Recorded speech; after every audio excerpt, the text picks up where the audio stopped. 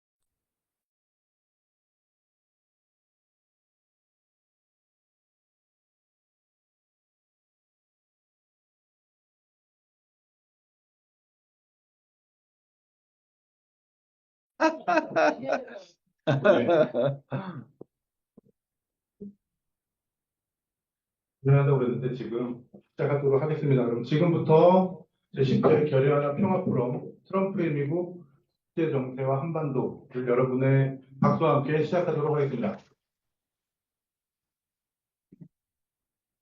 사회를 맡은 저는 결의하나 평화연구센터의 변학문입니다. 반갑습니다. 좀 전에 10회라고 말씀드렸는데 작년 4월에 1회 포럼을 시작을 해서 격월로 꾸역꾸역 해가지고 두 자릿수를 채우게 됐고요. 앞으로도 얼마를 더 할지 모르겠지만 하여간 제가 있는 한은 계속 할 생각이고 또 마침 이제 딱 두 자릿수를 맞이하는 이 포럼에 되게 귀한 분이 오셔가지고 물론 이제 결의하는 회원분들은 너무나 익숙하시겠죠. 잊을만 하면 오시고 많은 말씀을 해주셨는데 그래서 정말 정말 격변하는 한반도라는 말이 딱 맞고 거기에 또 이제 미국의 엄청난 리더십 변화가 있는 상황에서 정말 이 주제에 대해서 누구보다도 많은 말씀을 해주실 김준영 의원님을 모셨습니다. 그래서 앞으로 귀한 말씀을 듣도록 하겠고요. 그래서 원래는 저희가 이제 토론자도 붙이고 했는데 오늘은 의원님께서 충분히 말씀해 주시고 여러분께 들으시면서 궁금하신 내용 있으시면 뭐 현장에 계신 분들은 나중에 손 들고 저에게 말씀해 주시면 되겠고 아니면 그 줌으로 오신 분들은 이 채팅창에 올려주시면 제가 정리해서 의원님께 전달해 드리도록 하겠습니다. 그러면 김준영 의원님을 큰 박수로 맞이해 주시면 감사하겠습니다.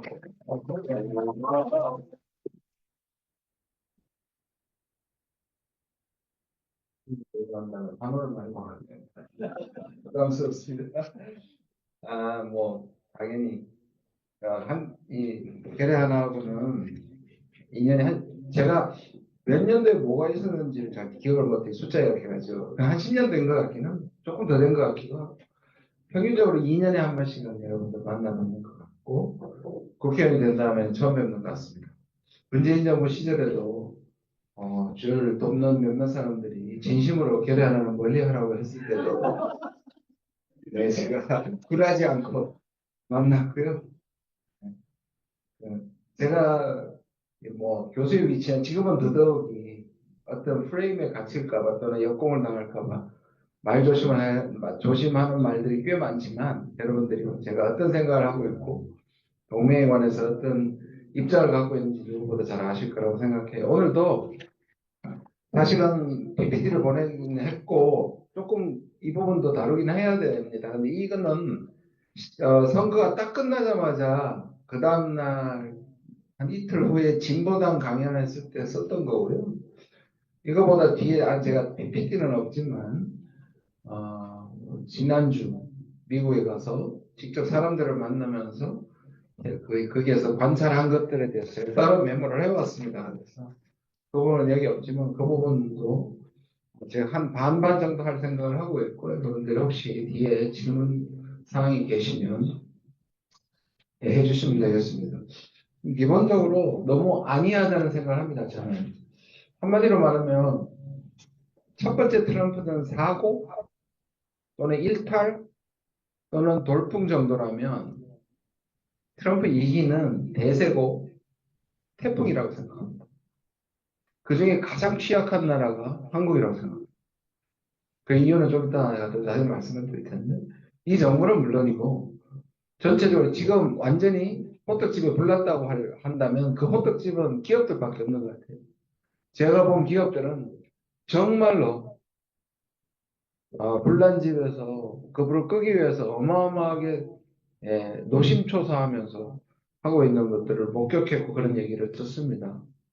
그 외에는 저도 가늠이 잘 안 가요. 경제적으로는 뭐 제2IMF도 충분히 가능하고요. 그 다음에 트럼프가 실행할 많은 계획들이 저는 트럼프가 성공한다고 말하진 않아요. 트럼프가 계획하고 있는 것들이 우리가 지금 상상하고 있는 기존의 질서나 프레임이나 사고 방식으로는 이해할 수 없는 것들이 오고 있다. 자, 그게 나중에 실패를 할 때까지 우리가 버티면 괜찮아요. 근데 실패를 끝나고 버틴 나라들도 있지만 우리 실패 흔들어버린 속에 우리가 제일 먼저 날아가 버리면 그 성공 여부는 우리의 운명과 큰 관계가 없어요. 무슨 말씀이냐면 흔들 때 트럼프는 실패하더라도 우리는 데미지를 많이 입게 된다는 뜻이에요. 그러니까 그런 점에서 저는 매우 긴장하면서 보고 있다는 말씀을 드리고요. 근데 이것이 여러 가지가 겹쳤습니다. 제가 의원이 되기 전에 꾸준히 강연했던 게 지금의 국제 정치의 격동은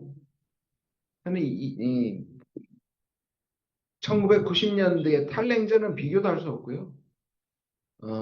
구태하자면 2차 대전 직후 정도라고 저는 생각하고 어떤 사람들은 그래서 오히려 1, 2차 대전의 전간기를 생각해서 2차 대전 직전의 상황과 비교하는 것 같습니다.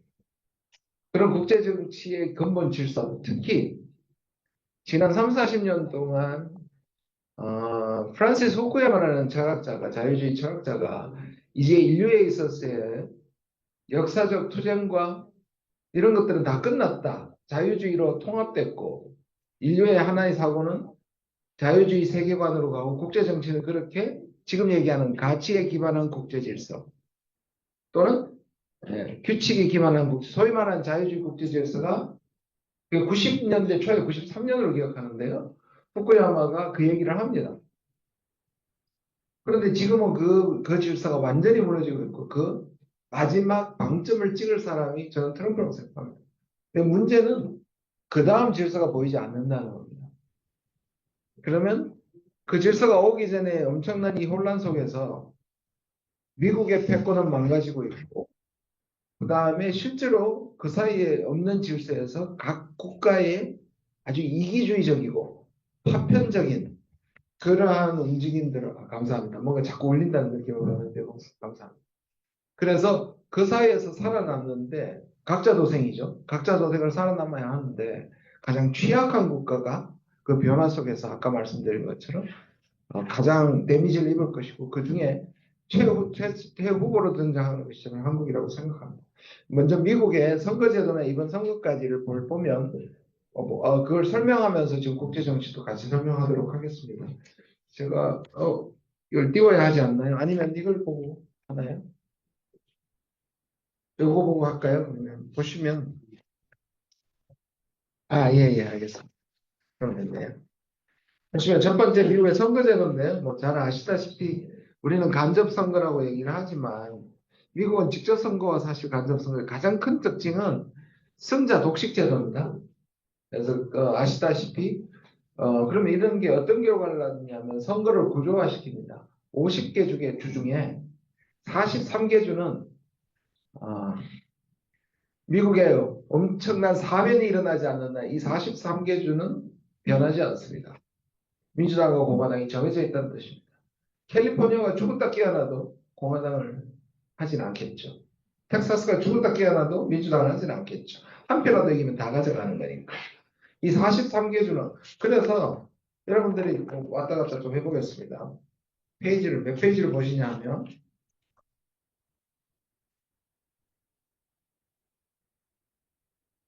네, 페이지가 안 나와 있네.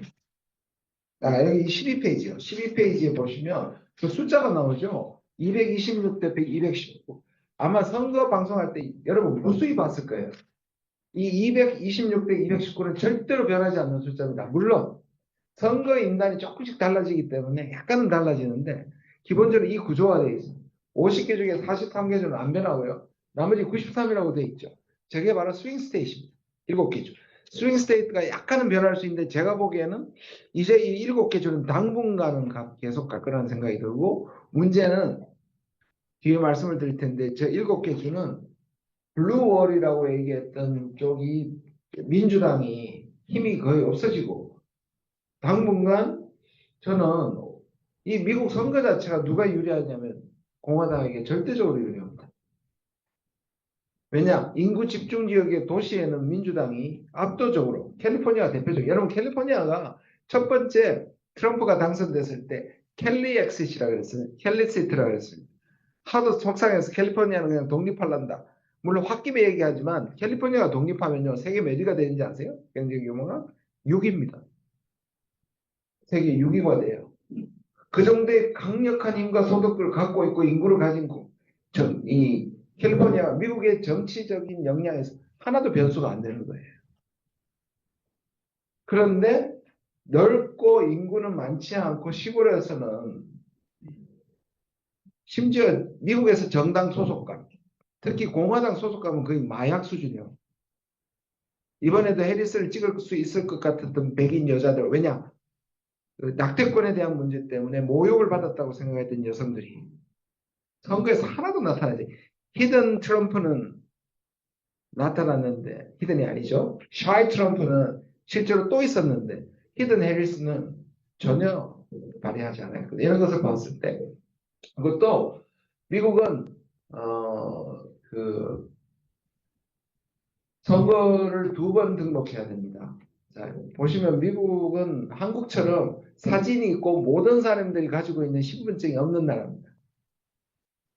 그러면 어떤 현상이냐? 내가 그 사람이라는 걸 선거 전에 등록을 해요. 그런데 지금 약간 백인 노동자들은 바뀌었지만 그래도 민주당 지지자들은 대부분 빈곤층이고 일하기 바쁩니다. 선거를 2번 해야 된다는 것이 민주당의 치명적 약점입니다. 여권은 여행 안 가면 안 만들면 없죠. 소셜 시큐리티라고 우리 전 국민이 가져야 되는 건데 그게 사진이 없어요. 그다음 운전면허증은 운전을 안 한 사람은 가질 수가 없어요. 그래서 이런 것들 총동원해서 내가 김준영이다라는 걸 선거 전에 등록을 해야 됩니다. 이게 면제되는 게 우편투표예요. 그렇죠. 그래서 팬데믹 때 우편투표를 해서 바이든이 겨우 된 겁니다. 팬데믹이 지나고 나서 우편투표를 안 하면 2번 선거해야 되는 게 앞으로도 계속되겠죠. 점점 민주당이 힘들어지는 선거 구조가 될 가능성이 꽤 많습니다. 다시 돌아가도록 하겠습니다. 그런데 지난번 제가 이제 2016년에 트럼프를 제가 사실은 그때 힐러리를 예상하면서도 불안하다고는 얘기했는데 트럼프가 이기는 걸 예측하지 못해서 김어준한테 내가 8년을 시달렸거든요. 그래서 놀려가지고 제 이번에는 처음부터 그 초지일관 내가 트럼프가 된다고 했었는데 맞추고 나니까 한 번도 칭찬을 한 적이 없고 한 번도 인정해 준 적이 없습니다. 근데 이번에도 제가 완벽하게 맞았다고 할 수 없는 게 뭐냐면 박빙이라고 모두가 얘기했고 저도 박빙이라고 했는데 아예 완패를 해버렸고 아까 제가 보여드린 93표가 깡그리 다 트럼프한테 가버렸습니다. 제가 와싱턴을 갔다 왔는데 워싱턴이 완전 유령 도시 같아요. 낮에 우리가 무슨 얘기가 냐면 사람들이 안에 저기 빌딩 안에 있나? 너무 스산하고 여기처럼 춥지도 않았어요. 사람들이 안 보이는 거예요. 근데 선거 직전에 이렇지 않았다는 거예요. 끊임없이 데모하고 사람들이 활기가 찼는데 제가 가온 워싱턴은 거의 죽은 도시였어요. 왜냐? 워싱턴은 민주당의 95% 지지층이 살고 있는 곳입니다. 미국의 주는 아니지만 미국의 정치 권력이 있고 의회가 있고 백악관이 있고 특히 정부의 프로젝트로 받아 먹고서 하는 수많은 기업들과 띵크탱크들과 이런 국가 이런 게 살고 있는 워싱턴이 칼바람 때문에 목숨 부지하기 위해서 전전긍긍하면서 거의 화기를 완전히 잃어버려요. 그런데 뒤에 말씀드려야 되는데 더 무서운 것은 트럼프가 아예 워싱턴에서 권력 중심을 플로리다나 텍사스로 옮기려는 정도의 그게 성공하느냐 아까 말씀드린 성공하느냐의 문제가 아니에요. 지금 말하라고 해서 딱 짱 박혀서 워싱턴 안 올라오잖아요. 향후에 아주 미니멈만 워싱턴에 오고 오히려 거기서 실제로 미국 전체의 권력의 중심을 옮긴다. 라는 얘기까지 실제로 그 공화당 지지자들이 얘기를 합니다. 왜? 이러고 나니까 꼭 용산을 옮긴 것과 비슷한데요. 이 권력을 세척하지 않고는, 이 기성자를 세척하지 않고는.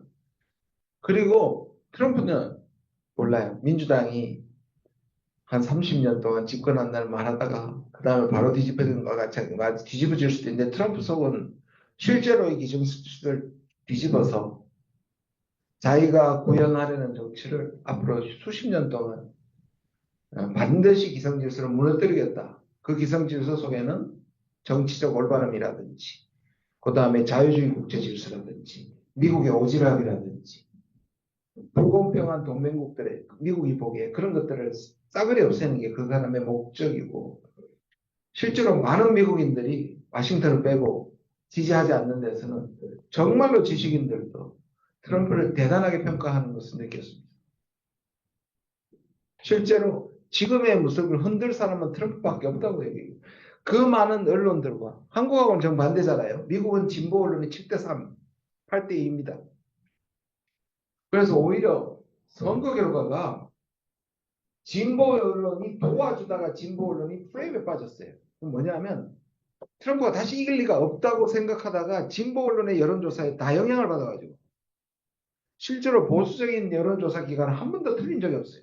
한 번도 해리스가 뒤집은 적이 없는데 CNN을 비롯해가지고 폭스만 빼고 대부분 마지막에서는 자기들의 희망사적 사고가 여론조사에도 반영이 돼서 박빙인 것처럼 또는 뒤집은 것처럼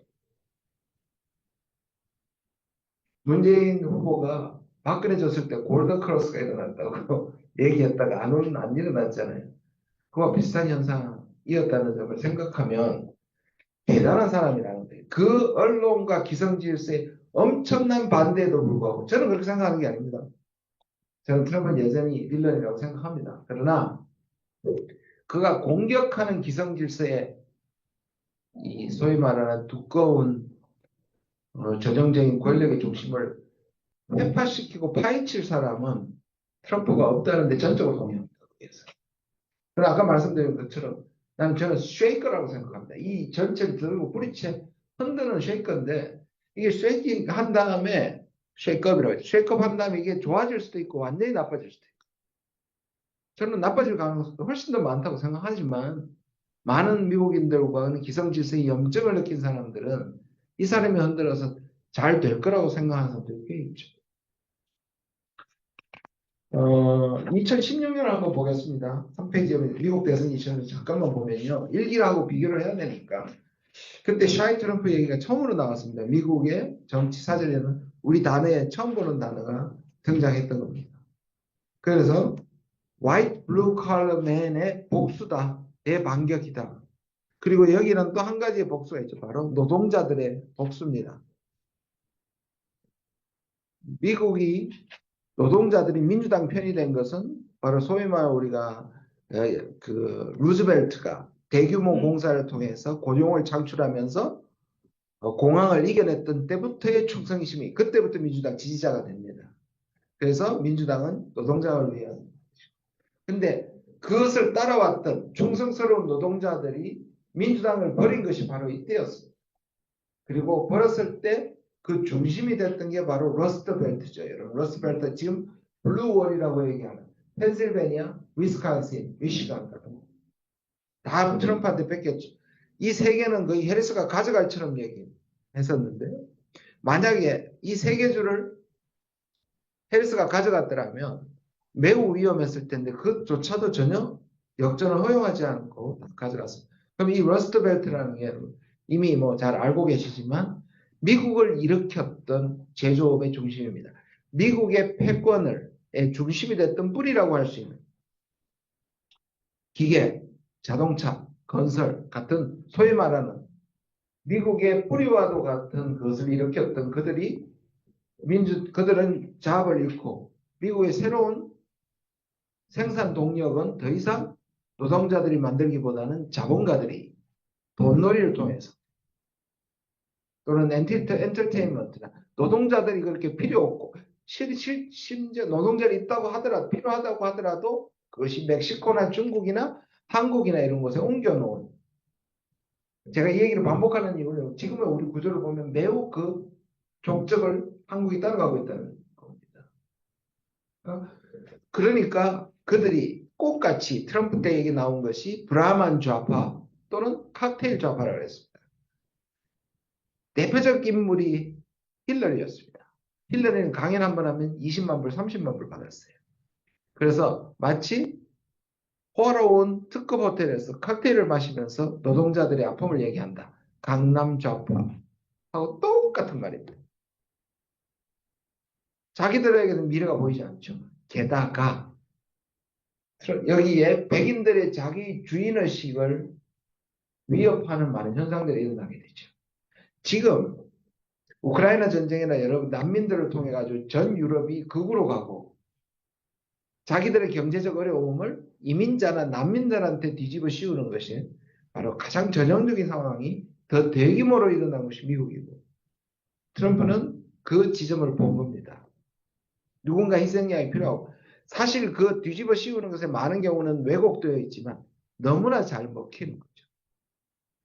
여러분 이 두 가지를 이용해서 백인들의 노동자들이 그러니까 거의 7, 80년 민주당의 지지자들을 상당 부분 뺏어갔고 그게 바로 트럼프의 등장이었습니다. 팬데믹이 없었다면 트럼프는 재선됐을 거라고 생각합니다. 그런데 오히려 역설적으로 보면 팬데믹을 지지하는 사람들은 그 4년 동안 줬다 뺏었던 게 훨씬 낫다. 이제야말로 미국을 완전히 뒤집어버릴 수 있다고 생각하는 것 같습니다. 그때 당시에 나왔던 가장 재밌는 말입니다. 샌더스는 미국의 이상이고 힐러리 클린턴은 미국의 현실이고 트럼프는 미국의 속마음. 이렇게 잘 표현할 수가 있습니다. 자, 지금 보시면요. 지금도 그래서 제가 보면 비슷합니다. 좋죠. 샌더스는 이상적이죠. 매우 우리가 진보들은 다 좋아할 만큼. 그리고 실제로 미국의 민주당의 현실 타협적이고 반노동자적인 것에서 욕은 합니다. 그런데 현실적인 힘이 없어요. 우리나라의 좌파들의 이념은 옳고 방향성은 옳은데 대중을 움직일 힘이 없는 것과 매우 비슷합니다. 이번에 해리스도 그런 경우에 해리스가 저렇게 보여도 마냥 웃고 있어도요. 문화적으로 그리고 환경적으로 환경 문제, 여성 문제에서 엄청나게 좌파입니다. 그런데 실제적으로 사람들에게 생활을 변화시킬 확신을 못 준 겁니다. 보면 해리스가 지금 샌더스의 역할을 했고요. 바이든은 타협한 민주당, 현실입니다. 여전히 트럼프는 미국의 속마음인 거죠. 저는 이게 우리가 한국의 이념 지형에서 어떻게 보여지느냐에 대해서 한번 돌아봐야 될 문제 중에 하나라고 생각합니다. 자, 그 다음에 보시면요. 다음 걸 보시면요. 그림을 하나 그렸습니다. 제가 왜 이걸 밑으로 하고 옆으로 했는지 잘 이게 이해는 안 가는데 그때 그렸던 그림입니다. 3대 기성질서. 트럼프는 기득권이라는 말 쓰지 않습니다. 기성질서라 그래요. 기득권에 쓰면 뭔가 부자들이나 뭔가 노동자가 아니면 다 도매급이니까 자기도 그 부의 일부분이라고 생각될 수 있기 때문에 이스태블리시먼트라고 해요. 그 이스태블리시먼트는 정확하게 어떤 계층인지 나와 있습니다. 세 층입니다. 정치인, 관료, 언론입니다. 정치인은 제압하고 언론은 제압했는데 자기 말로는 관료를 완전히 제압 못했다고 생각합니다. 뒤에 말씀드릴 텐데 이 관료에 대한 대대적인 공격 또는 이 관료 사회를 뒤집겠다는 게 이기의 아주 중요한 목표 중에 하나입니다. 그 중에 하나가 말씀드린 것은 네오콘이라든지 또는 오히려 CNN이나 뉴욕타임스가 걱정하는 게 뭐냐면 그때는 관료들이나 관료들을 좋게 생각해 미국의 기성질서나 제도나 미국의 시스템이 트럼프의 광기를 제어했다고 얘기하잖아요. 대표적으로 매티스 같은 사람이 침착하게 트럼프가 전쟁을 거는 것도 막았는데 이제 그런 사람들이 없다. 그걸 adults라고 그러거든요. axis of adults. 그래서 트럼프의 이 충동적인 성정을 막아줄 성숙한 어른들이 주위에 있었다는 게 기성 세력의 트럼프가 얘기하는 기성질서의 해석입니다. 근데 더 위험해졌는데 역설적으로 트럼프 입장에서 보면 그런 방해꾼들이 없어졌다는 뜻입니다. 그러면 트럼프는 자기가 할 수 있는 그래서 대체적으로 지금 능력보다는 트럼프의 충성주의자, 충성파들만 모으고 있습니다. 그래서 이 부분이 트럼프를 지지하는 사람들한테는 개혁성의 가능성이 크다고 얘기할 수 있는데 우리들로서는 엄청 더 위험해졌다고 볼 수 있을 것 같습니다. 하드코어 지지자들 보시면요. 백인 노동자, 기독교 복음주의자. 이제 네오콘은 조금 다를 수 있겠죠. 이게 지금 2016년은 그랬습니다. 그리고 적대 세력, 오바마, 이민자, 무슬림, 난민들입니다. 다음에 넘어가시면 트럼프는 미국 우선주의 마가하고 그다음에 아메리카 그죠 마가죠. 미국을 다시 강하게 하는 아메리카 퍼스트입니다.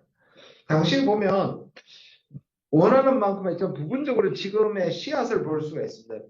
트럼프가 하려고 했던 게 기존 협정이라도 미국한테 유리하게 다 바꿨습니다. 나프타를 USMCA로 바꿨고요. USMCA로 바꿨죠.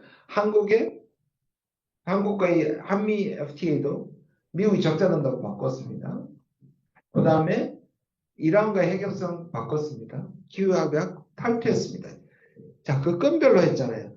근데 지금은 뒤에도 말씀드릴 때 보편 관세는 뭐냐면 아예 자유무역 질서를 안 하겠다는 거. 이제는 건별이 아니라 미국이 전 세계의 기본적인 국제 질서의 주 질서를 완전히 뒤집겠다고 얘기를 합니다. 그게 바로 보편 관세입니다.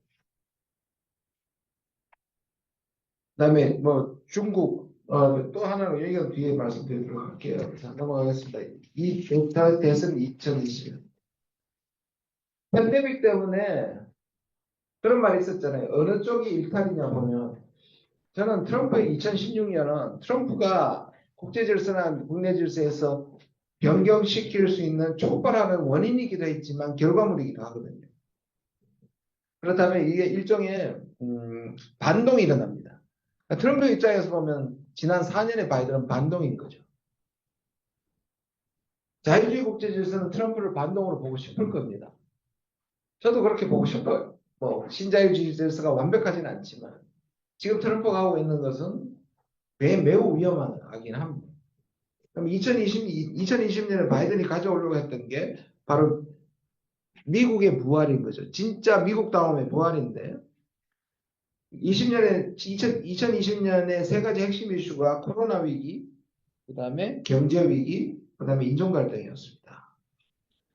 그때 당시에 이것을 이용하려고 했지만 그 팬데믹이 가져오는 엄청난 영향이고 그리고 저는 트럼프가 좀 문제 해결을 하는 척만 했어도 저는 안 졌다고 생각해요. 기억하시겠지만 그렇게 엄청난 팬데믹이 있음에도 불구하고 바이든이 겨우 이겼습니다.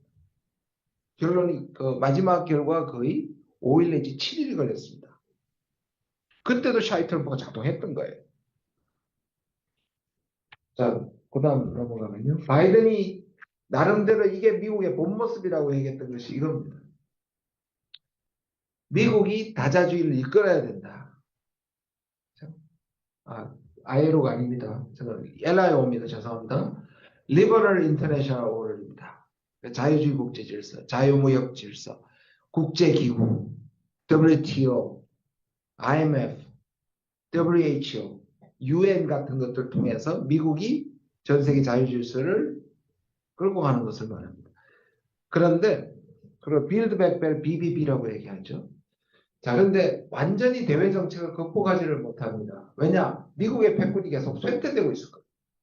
그러니까 트럼프를 욕하면서도 바이든은 대외 정책에 있어서 트럼프 2.0이라는 얘기를 들을 정도로 매우 국수주의적인 걸 합니다. 말은 저렇게 했지만.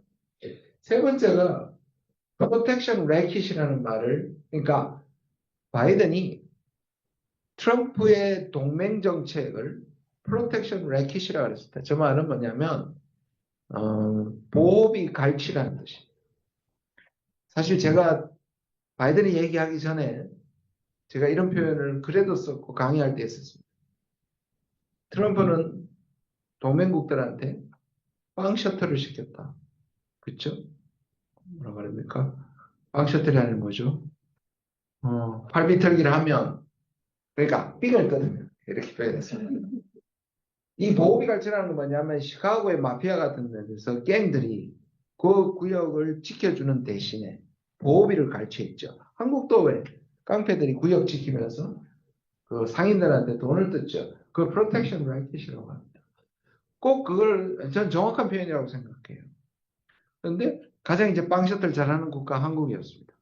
근데 실제로 4년을 그렇게 봤고 그러면서 4년 동안 바이든이 했던 짓은 뭐냐면 이것을 동맹국들을 이념이나 가치로 묶으면서 나토와 그리고 아시아의 한미를 중심으로 하나의 진영화를 시키려고 했던 겁니다. 그런데 문제는 뭐냐면 트럼프가 보기에는 진영화시키니까 진영화시킨 것에서 제대로 뜯어내지를 못하죠. 물론 그 와중에도 한국을 뜯었습니다. 미국은 한국으로부터 가장 투자를 많이 받았고 한국을 우리는 상대적으로 신사적이었던 바이든에게도 한마디도 저항하지 못하고 미국대로 움직였던 게 한국입니다. 그렇다면 본격적으로 이 문제를 직시하고 동맹국이든 우방국이든 미국을 이용하는 데서 똑같다고 지금 얘기하고 그래서 지금 보십시오. 캐나다, 멕시코 먼저 때린다잖아요. 한국도 이 범준리를 한국으로부터 뜯을 게 너무 많아요. 분담금부터 무역 미국이 보고 있는 무역 적자부터 또 다른 것들도 무수히 있습니다. 오히려 그래서 마니머신이다. 한국은. 이 말은 뭐냐면 여러분 자조적으로 저도 우리 집에서 그런데요. 제가 ATM이거든요. ATM 기계거든요. 트럼프가 보는 한국은 ATM 기계입니다. 이것은 미국의 패권 하락을 절감하고 있는 백인들, 절감하고 있는 거구 정부인 트럼프가 미국을 다시 강하게 했을 때 동맹국의 일기 때는 동맹국의 8 정도를 비틀어서 가져와면 충분했다고 생각했겠지만 지금 8 정도가 아니라 목을 조르고 모든 것을 뺏어 와야지만 미국이 살 수 있다고 보는 사람. 그래서 그 다음 플레이 바이 더 룰이라고 했습니다. 물론 이것도 미국식으로 해석하긴 했지만 적어도 모양새는 왜냐하면 그래서 진영을 나눠서 북중러 이란 같은 국가들을 일종의 권위주의의 연대라고 얘기했고 그러니까 우리가 그것을 신냉전이라는 것으로 바이든은 몰고 갔었죠. 근데 이것은 이제 완전히 끝났다는 겁니다. 어쩌면 이것이 우리한테는 다행이죠. 우리는 굉장히 양가 감정이 지금 있습니다. 왜냐하면 같이 그 윤석열 거기에 좀 같이 올라탔고, 그러다 보니 한반도를 중심으로 우리가 분단을 가져온 원인이기라고 분단 후에 냉전을 가져왔던 질서가 재현되는 거니까. 그렇죠? 사실 북중러가 가지고 있는 적착력보다는 한미리 가지고 있는 적착력이 훨씬 더 크죠. 그게 올인했던 게 이 정부고. 그러니까 트럼프가 등장하면서 같이 규칙 다 필요 없다. 이익에서만 다룬다는 것이 한편으로 우리한테는 유리한 겁니다. 한미는 캠프 데이비드는 끝났다고 봅니다. 저는. 철저하게 수단을 그렇다고 해서 사실상 아시아판 나토라는 얘기를 자기도 모르게 실토했던 사람이 트럼프입니다. 나중에 아니라고 얘기했죠. 그런데 차이가 있습니다. 트럼프는 이것을 이념이나 진영처럼 그런 원칙에 있어서 끌고 가는 게 아니라 필요하다면 버렸다가 필요하다면 다시 썼다가는 철저하게 수단적 개념으로 보게 될 겁니다. 그래서 그것도 한쪽으로는 다행이라고 생각합니다. 저는. 그런데 다른 편에서는 트럼프가 철저하게 미국을 위한 하나의 희생양으로 삼고 아까 말씀드린 것처럼 미국의 이익을 하는데 어쩌면 가장 다루기 쉽고 가장 얻을 것이 많은 상대가 될 거라고 저는 생각합니다. 넘어가겠습니다. 예, 요거 좋습니다. 보시면 지금 시대가 두 가지 담론에 왔다 갔다 하고 있는데요. 국제정치적으로 왼쪽은 신냉전입니다. 어떻게 보면 신냉전이 아직도 보여요. 여전히 미국과 러시아는 트럼프가 등장해도 많은 사람들이 푸틴하고 악수해서 북한에게 압력을 가할 거다. 글쎄요. 전 잘 모르겠습니다. 그 부분. 트럼프가 푸틴을 좋아했던 것은 푸틴이 진짜 마음에 들어서가 아니고요. 트럼프는 푸틴이나 김정은은 자기만 다룰 수 있다는 것을 좋아합니다. 그리고 그렇다고 믿습니다. 그 말은 뭔가 푸틴과 합쳐져서 또는 푸틴과 거의 어깨를 나란해서 세계를 개방 이런 생각이 있는 게 아닙니다. 그러면 필요에 따라서 푸틴도 수단이 되는 거예요. 그래서 키신저가 죽기 전에 트럼프한테 두 번이나 만나가지고 이렇게 얘기했습니다. 역키신저 전략 이런 많이 들어보셨을 거예요. 과거에 소련이 강할 때 중국과 이간시켜서 중국을 끌어당겨서 소련을 견제했던 것처럼 지금은 중국이 워낙 강하기 때문에 러시아와 손잡고 또는 적어도 러시아와 중국 사이를 이간질시켜서 미국의 패권을 유지해야 된다. 두 번이나 얘기했고 트럼프는 굉장히 감명을 받았습니다. 그래서 실제로 1기 때는 러시아에 손을 내밀었다가 국내 관료들이나 언론들이 러시아와의 내통설을 기억나시죠? 하는 바람에 그것이 벽에 부딪혔습니다. 지금 그러면 어떠냐? 러시아의 푸틴과 무슨 연합을 한다는 뜻이 아니라 적어도 둘을 이간질시키는 건 분명한 보입니다. 그러니까 중국 바이든은 이념에 기초를 했기 때문에 미국의 자산을 다 투입해서 북중러 이란을 다 적으로 모는 거죠. 트럼프에서 국제정치를 대외정책을 디자인하는 사람들 이게 바보짓이라는 거예요. 미국은 이미 그럴 힘이 없는데 아무리 동맹국을 동원한다고 하더라도 이 네 개, 뭐 더 있겠지만 이 네 개의 진영, 특히 중국과 러시아를 동시에 견제하기는 미국이 불가능하다고 보는 거예요. 그러면 트럼프는 중국만 때린답니다. 그러니까 세계 패권을 놓고는 중국만 때린다는 것이고 그럼 필요하다면 거기에 러시아도 떼내고 북한도 떼내고 이란도 떼내겠다는 겁니다. 그게 가장 큰 차이라고 볼 수 있어요. 이게 하나가 있고요. 그 다음이 오른쪽인데 저는 왼쪽보다 오른쪽이 훨씬 더 지금의 앞으로의 국제 질서에 훨씬 더 큰 파트를 할 주 질서가 돼요. 이게 이전의 질서가 있고 다음의 질서가 완성된 질서가 아니라 사실은 파편화라는 것은 혼란이겠죠. 그러니까 전 세계가 다 각자 도생으로 빠지는 거예요. 자기가 살 길을 찾아가는 거죠. 거기에 이념도 없고 진영도 없고 협력도 없는 거죠. 저는 보시면 국제기구가 지금 완전히 개념 회복이잖아요. 유엔이라는 존재가 완전히 사라졌습니다. 지금. 두 개의 전쟁이 일어나는 게 문제가 아니고 두 개의 전쟁에 어떤 영향도 못 끼치는 게 유엔입니다. 이런 적이 없었습니다. 전쟁은 그전에도 못 막았죠. 근데 지금 보십시오. 유엔이 뭘 보내는 게 있으니까 협상을 끌어냅니까? 유엔의 존재가 완전히 사라졌잖아요. WTO 완전히 사라졌습니다. 더 이상 그리고 국제무역, 자유무역 협정이나 그렇죠? 그런 게 하나도 없습니다. RCEP도 없고요. 그렇죠? 어떤 무역 협정이라는 게 하나도 없습니다. 지금. IMF 우리를 그렇게 괴롭혔던 사실 IMF가 괴롭힌 건 아니지만 IMF도 완전히 존재감이 사라졌어요. 국제기구가 거의 힘을 발휘하지 못합니다. 저는 특히 지금도 우리는 가장 위기가 클라이밋 체인지라고 얘기하잖아요. 향후에 4년 동안 클라이밋 체인지 완전히 중단될 겁니다. 트럼프는 그걸 음모론이라고 생각하고 거짓말이라고 생각합니다. 이거는 인류에 대해서 불행입니다. 이 가속화를 막을 이 4년 동안을 허비하고 그 이후에도 만약에 되게 되면 결국 이걸 막을 수 있는 국제협력은 불가능해져요. 민족주의, 극우, 지정학 이런 것들이 기본적으로 우리가 생각하는 평화라든지 전 세계인들이 안정 속에서 잘 살고 번영하고 평화한다는 그런 목적들에 대한 그런 세상에 대한 기대감이라든지 그런 것들이 사라질 가능성이 매우 크다. 계속 디프레션, 우울한 말씀을 드렸는데 제가 거짓말할 수는 없잖아요. 넘어가겠습니다. 왼쪽이 자유주의 국제 질서입니다. 신자유주의나 자유주의 국제 질서가 완벽하다는 의미는 아닙니다. 그러나 저 세 가지 가치가 그걸 지탱했었던 겁니다. 많은 국가들이 불만 속에서도 근본적인 도전을 하지 않았던 이유는 민주주의와 시장 자본주의와 박스 아메리카노입니다. 근데 이것이 세 가지가 다 흔들리고 있습니다. 뒤에 이거는 민주주의도 미국에서 먼저 흔들리게 될 것이라고 봅니다. 넘어가겠습니다.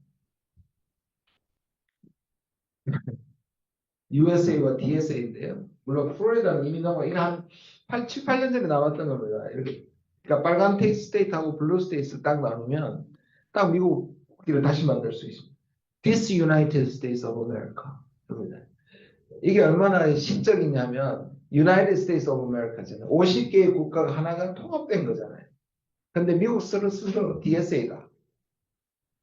이거는 우리한테 매우 실감나게 느껴지는 게 뭐냐면 전 세계에서 이렇게 나라가 딱 반에 나누는 나라가 딱 두 개 있는데 한국과 미국입니다. 제3당, 제가 3당에 속했잖아요. 3당이 선거에서 돌풍을 일으킬 수 있지만 뿌리를 내리지 못하는 정의당도, 뭐해야 하지만 진보당도, 국민의당도 다 뿌리를 못 내렸습니다. 뭐 저야 우리 당이 뿌리를 내리길 바라지만 우리나라의 선거 정치제도, 정치 문화가 허용하지 않습니다. 우리가 유럽처럼 유럽도 물론 헤맸지만 완충과 제3의 초이스가 있는 다당제가 있잖아요. 그러면 이렇게 극한 대결을 하지 않습니다. 미국하고 똑같은 모양으로 정치 구조와 정치 문화가 따라가는 것이 한국입니다. 이게 우리한테는 또 엄청난 약점이 되고 있는 겁니다. 그래서 진짜 정치 개혁을 하려면 3당, 4당이 존재할 수 있는 그 중선거구제나 우리가 말하는 그게 꼭 필요합니다. 이거는 제가 당의 당의 입장을 대변하기 위해서 원래 소신입니다. 자, 넘어갈게요. 이제 24년입니다. 뭐 다 설명을 할 수 없으니까 보시면요. 아까 말한 경험, 사전투표가 많았다고 해서 이것도 어떻게 해석됐냐면 민주당이 유리한 걸로 해석이 됐어요. 마치 2020년도에 우편투표가 있어서 이긴 거죠. 근데 전혀 그렇지 않았고 이번에 강구한 게 뭐냐면 그때는 부정선거에 원흉이라고 처음부터 찍었던 트럼프가 이번에는 공화당도 나가야 된다. 그래서 사전투표 중에 물론 다소 민주당이 이겼지만 공화당도 사전투표에 많이 나갔기 때문에 그 다음에 이제 불법 이민이 최근에 이슈였습니다. 경제와 함께 최근에 이게 이제 아까 말씀드린 백인 민족주의뿐만 아니라 이 극우 움직임 중에 하나가 자기들의 삶의 괴로움과 소득 감소를 누군가에게 희생양을 삼아야 되는 것에 그 극우의 움직임과 똑같은 작년에 미국 역사상 불법 이민이 가장 많았어요. 300만 명. 대단하죠? 300만 명이 불법이라는 겁니다. 합법 이민도 빼고. 보통 여기서 해리스가 진 이유가 나타납니다. 보통 미국에서는 부통령이 아무 일도 안 하고 부통령이 소용이 있는 것은 대통령이 유고 상황이기 때문입니다. 미국은 암살을 당하거나 만약 트럼프가 그렇게 되면 나머지가 부통령이 끝까지 갑니다. 그래서 나머지 임기를. 다행히 한국은 죽으면 2두 달 만에 다시 바꿀 수 있습니다.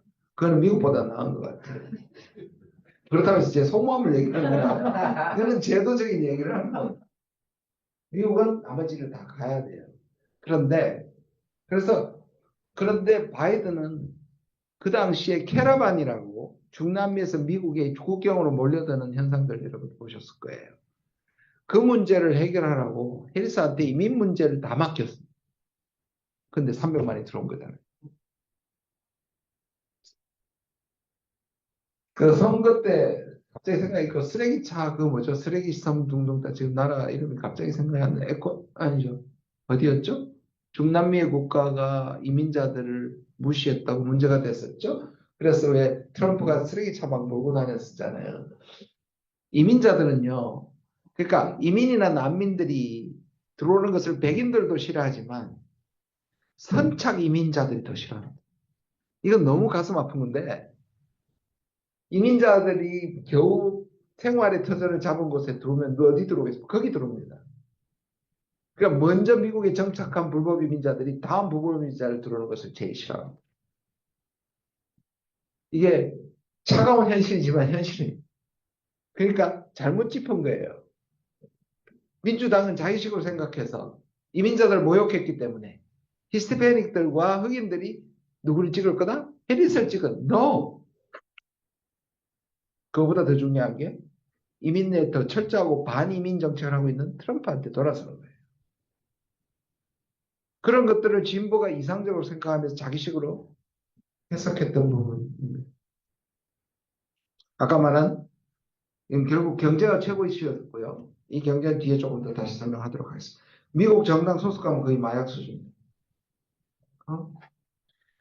저는 이걸 보면서 그다음에 하나만 더 설명하고 흑인 유권자를 잡지 못했습니다. 90%가 넘게 바이든이나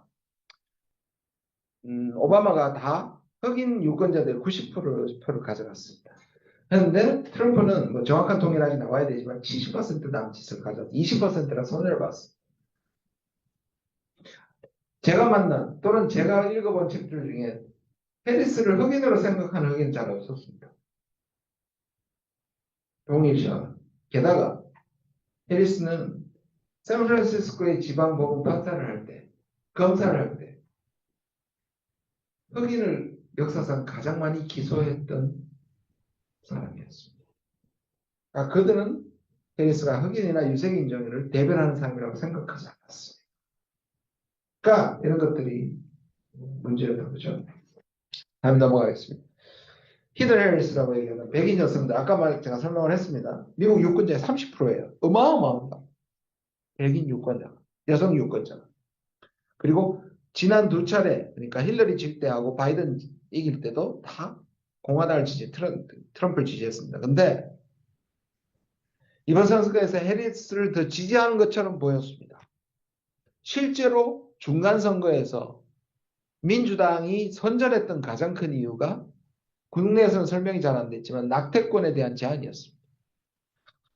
그러니까 아무리 보수적인 사람들이라도 자기 몸에 대한 신체권에 대한 주권을 거부하는 것에 대한 반감이 엄청 컸는데 실제로 그들이 그래서 그런 선전도 나왔잖아요. 남편한테는 찍는다 그러고 실제로는 해리스 찍는다는데 실제로 그거는 전혀 일어나지 않았습니다. 여전히 트럼프를 찍었고요. 그 다음에 뭐 조금 넘어가겠습니다. 넘어가고요. 넘어가서 어디 좀 볼까요? 예. 14페이지까지 좀 넘겨주시죠. 시간이 생각보다 많이 가서 알고 있는 지나간 시간이 쓰기 나옵니다. 14페이지 불법 이민 낙태권 경제. 네, 이겁니다. 세 가지가 가장 큰 이슈였던 것 같아요. 그래서 불법인과 경제는 연결이 되고요. 낙태권과 민주주의 크게 보면 네 가지로 볼 수 있을 것 같습니다. 해리스가 포착했던 가장 중요한 미국의 문제는 민주주의 파괴. 트럼프가 되면 미국의 민주주의가 무너진다. 그 다음이 낙태권이었습니다. 맞는 말이죠. 정말 중요한 문제인데 유권자들은 여기가 자기 지금 삶에 직접 연결된다고 보지 않았던 거죠. 이념적 진보, 옳지만 내 당장의 문제는 해결해 주지 못한다고 생각했고 반대로 불법 이민과 경제 문제는 이게 바로 피부에 닿는 문제였습니다. 미국이 지난 바이든이 자랑하죠. 해리스도 자랑했습니다. 미국이 실제로 지난 4년간 세계에서 최고의 전부 합치면 1위입니다. 성장. 특히 G7에서 주에 2위 국가보다 탁월하게 1등입니다. 미국 전체는 잘 살았는데 문제는 그 과실이 노동자한테는 전혀 가지 않았던 거죠. 특히 가스값, 식료품 생필품값, 주택가격 이런 것들이 저는 이번에 미국 3년 만에 갔는데요. 이놈의 정권이 우리 때는 그래도 보수들 학자들을 불렀는데 3년 동안 미국에 입국이 거의 금지됐던 블랙리스트에 있었나 봐요. 3년 만에 갔는데 진짜 미국 물가가 어마어마하게 비싸졌더라고요. 그러니까 여기에 대해서 미국 사람들이 불만이 커졌을 거고요. 그래서 아까 말씀드린 것처럼 이 민심을 제대로 못 읽었다고 생각합니다. 넘어가겠습니다. 이건데요. 좀 주목할 부분입니다. 헤리티지 재단에서 880대의 집권 플랜이 나왔습니다. 2020 작년에. 그렇다고 해서 미국의 헤리티지 재단이 통째로 미국의 트럼프 정부의 무슨 역할을 할 거라고 저는 생각하지 않습니다. 이게 말씀드릴 텐데 미국에 있는 워싱턴에 있는 보수 기관들도 트럼프가 보기에는 이스태블리시먼트 800 근데 좀 해야 될 부분이 적용인데 핵심은 행정명령 스케줄 F라는 겁니다. 공무원 해고를 쉽게 하기 위해서 일단 공무원들의 충성도를 조사한 다음에 충성하지 않는 공무원들은 다 쫓아내겠다. 근데 미국에서는 지금 민주당이 이렇게 생각합니다. 트럼프가 이걸 다 바뀌고 지금 수백 개의 행정명령을 준비하고 있습니다. 트럼프가 한 말 중에 우리가 주목해야 되는 게 뭐냐면 자기가 취임식 하루만 먹여야 되겠다고 했습니다. 독재자가 되겠다 했어요. 그냥 하는 말이 아닙니다. 헌법적이고 이런 걸 다 뒤집을 행정명령을 수백 개를 한 번에 다 터뜨릴 겁니다. 그 중에 하나가 공무원들, 미국도 철밥통입니다. 이들을 해고시키기 쉽게 만들 겁니다. 거기에 대해서 민주당은 이렇게 얘기합니다. 모든 소송을 지금 준비하고 있어요. 부당하다고. 그런데 지금 상하원을 통해가지고 법을 바꿔버리고 해고하기 쉽게 만들어버린다면 그 소송이 안 먹힐 수도 있어요. 아까도 말씀드린 제가 계속 반복하지만 트럼프는 할 겁니다. 성공 여부와 상관없이. 제가 방송에서 몇 번 얘기한 트럼프는 역대 대통령 중에 공약 실천율 1위입니다. 문제는 실천해서는 안 되는 공약들과 너무 많이 포함되어 있지. 그러나 그가 약속했던 건 반드시 합니다. 트럼프는 적어도 초기에는 이렇게 얘기합니다. 민주당 의원들이 지난번에 대선에 지고 나면 오히려 총선에 자기가 당선될 가능성이 높다고 이상한 소리 하고 다니던 또 국회의원들 제가 많이 봤거든요. 실제도 그렇고요. 지금 민주당은 뭐라는지 아세요? 트럼프가 2년 안에 실패하기 때문에 의회는 자기가 더 유리하다고 비슷하게 얘기하는 사람들이 진짜 많습니다. 그렇게 될 수 있어요. 트럼프가 성공은 그렇게 쉽지 않기 때문에. 그러나 그 2년 동안 트럼프가 망가뜨릴 미국과 망가뜨릴 세계가 굉장히 두려운 거죠. 자, 넘어가겠습니다. 자, 세계입니다. 한반도에 대한 합의입니다. 바이든 해리스를 한 비교하기 위해서 동맹 정책과 그러니까 안보와 경제잖아요. 한미 관계에서 중요한 것은 동맹 전쟁은 바이든은 한미일의 유사 동맹의 실질을 지속했겠지. 캠프 데이비드를 계속했겠죠. 그 부분은 어때? 경제 안보는 중국을 디커플링 시키고 그 빈 곳을 일본이나 한국, 대만 이런 국가들로 메우겠다는 거잖아요. 그 중에도 가장 호구가 한국이었고 바이든이 4년 동안 다른 나라로부터 받았던 투자액이 200조입니다. 200조. 환율이 우리가 더 떨어져서 좀 더 많겠지만 200조라 칩시다. 200조 중에 우리나라가 미국에 투자한 것이 133조입니다. 전 세계가 67조고요. 한국이 미국에 투자한 게 133조입니다. 그래서 대중 디커플링을 통해서 남아있는 것을 한국이 가지고 있는 제조업으로 채우고 이 제조업은 원천 기술이 아니기 때문에 5년 내지 10년이 지나면 중국한테는 따라잡히고 미국한테는 다 내주게 됩니다. 그걸 이미 했고 거기에 대해서 이 윤석열 정부는 단 한 번도 우리 것을 찾아내지 못했고요. 대표적인 것이 배터리에 대한 7,500불에 전기차 배터리에 대한 보조금도 못 받았고 그 다음에 중국에 팔아먹던 반도체를 못 팔아먹었어요. 물론 아주 고성능의 반도체의 고객은 미국입니다. 그리고 상당 부분 반도체 공장을 미국 내에 투자해서 나름대로 기술에 앞서 있는 반도체 공장들은 나름대로 미국 내부에서 살 길을 찾았는지 모르지만 전반적으로 우리나라의 반도체 기술은 또 트럼프가 등장해서 이제 그 보조금도 없애겠다고 얘기합니다. 그러니까 미국의 그런 수순을 우리가 또 중요하지만 이 정부는 바이든이든 여기든 단 한 번도 미국에 대해서 우리 것을 챙기거나 협상을 해본 적도 없어요. 저는 미국의 압력을 고스란히 다 받을 거라고 생각합니다. 무슨 일이 일어날지 모릅니다. 트럼프 전략으로. 동맹은 단순한 고립주의로 치부하는 건 좀 그렇습니다. 국내적으로는 파시즘적인 극우인종주의고 국제적으로는 제국주의 분파가 될 겁니다. 동맹의 팔비터기를 아까 말하는 보호비 갈취가 다시 시작될 겁니다. 바이든이 선량한 보수처럼 행동하고 예측 가능하지만 트럼프는 거의 조폭처럼 행동할 것입니다. 자, 우리가 기대하는 건 네 번째죠. 2018년의 재현인데 자, 저는 이 부분에 대해서도 좀 의심이 있습니다. 왜냐하면 많은 것들이 달라졌습니다. 북한이 2018년의 북한이 아닙니다. 북한의 핵무력의 다양화와 이런 것들과 그리고 미국과 러시아, 미국과 중국이 사이가 나빠지면 북한의 전략적 가치가 올라갑니다. 2018년에는 속으로는 북한이 쫄았어요. 트럼프가 혹시라도 때릴까봐. 그래서 한국의 내민손, 미국의 내민손을 덥석 잡았지만 그 결과가 하노이에서의 뒤통수였기 때문에 저는 북한이 저렇게 먼저 양보하는 걸 본 적이 없습니다. 북한이 사실 미국의 외상 약속을 다 믿고 풍계리도 부수고 동창리도 부수고 미리 약속한 것도 굉장히 많았는데 그 결과가 많은 지금 국힘 포함해서 북한한테 속았다 그랬는데요. 미국도 한국도 2018년 19년에 북한에 준 거는 1도 없습니다. 뭐가 있어요? 오히려 북한이 4년 동안 핵 프로그램을 멈췄잖아요. 돈을 줬으니까 다 약속만 했잖아요. 전부 공약, 빈 약속밖에 없었고 북한은 4년 동안 아무것도 못 받았습니다. 하나도 못 받았습니다.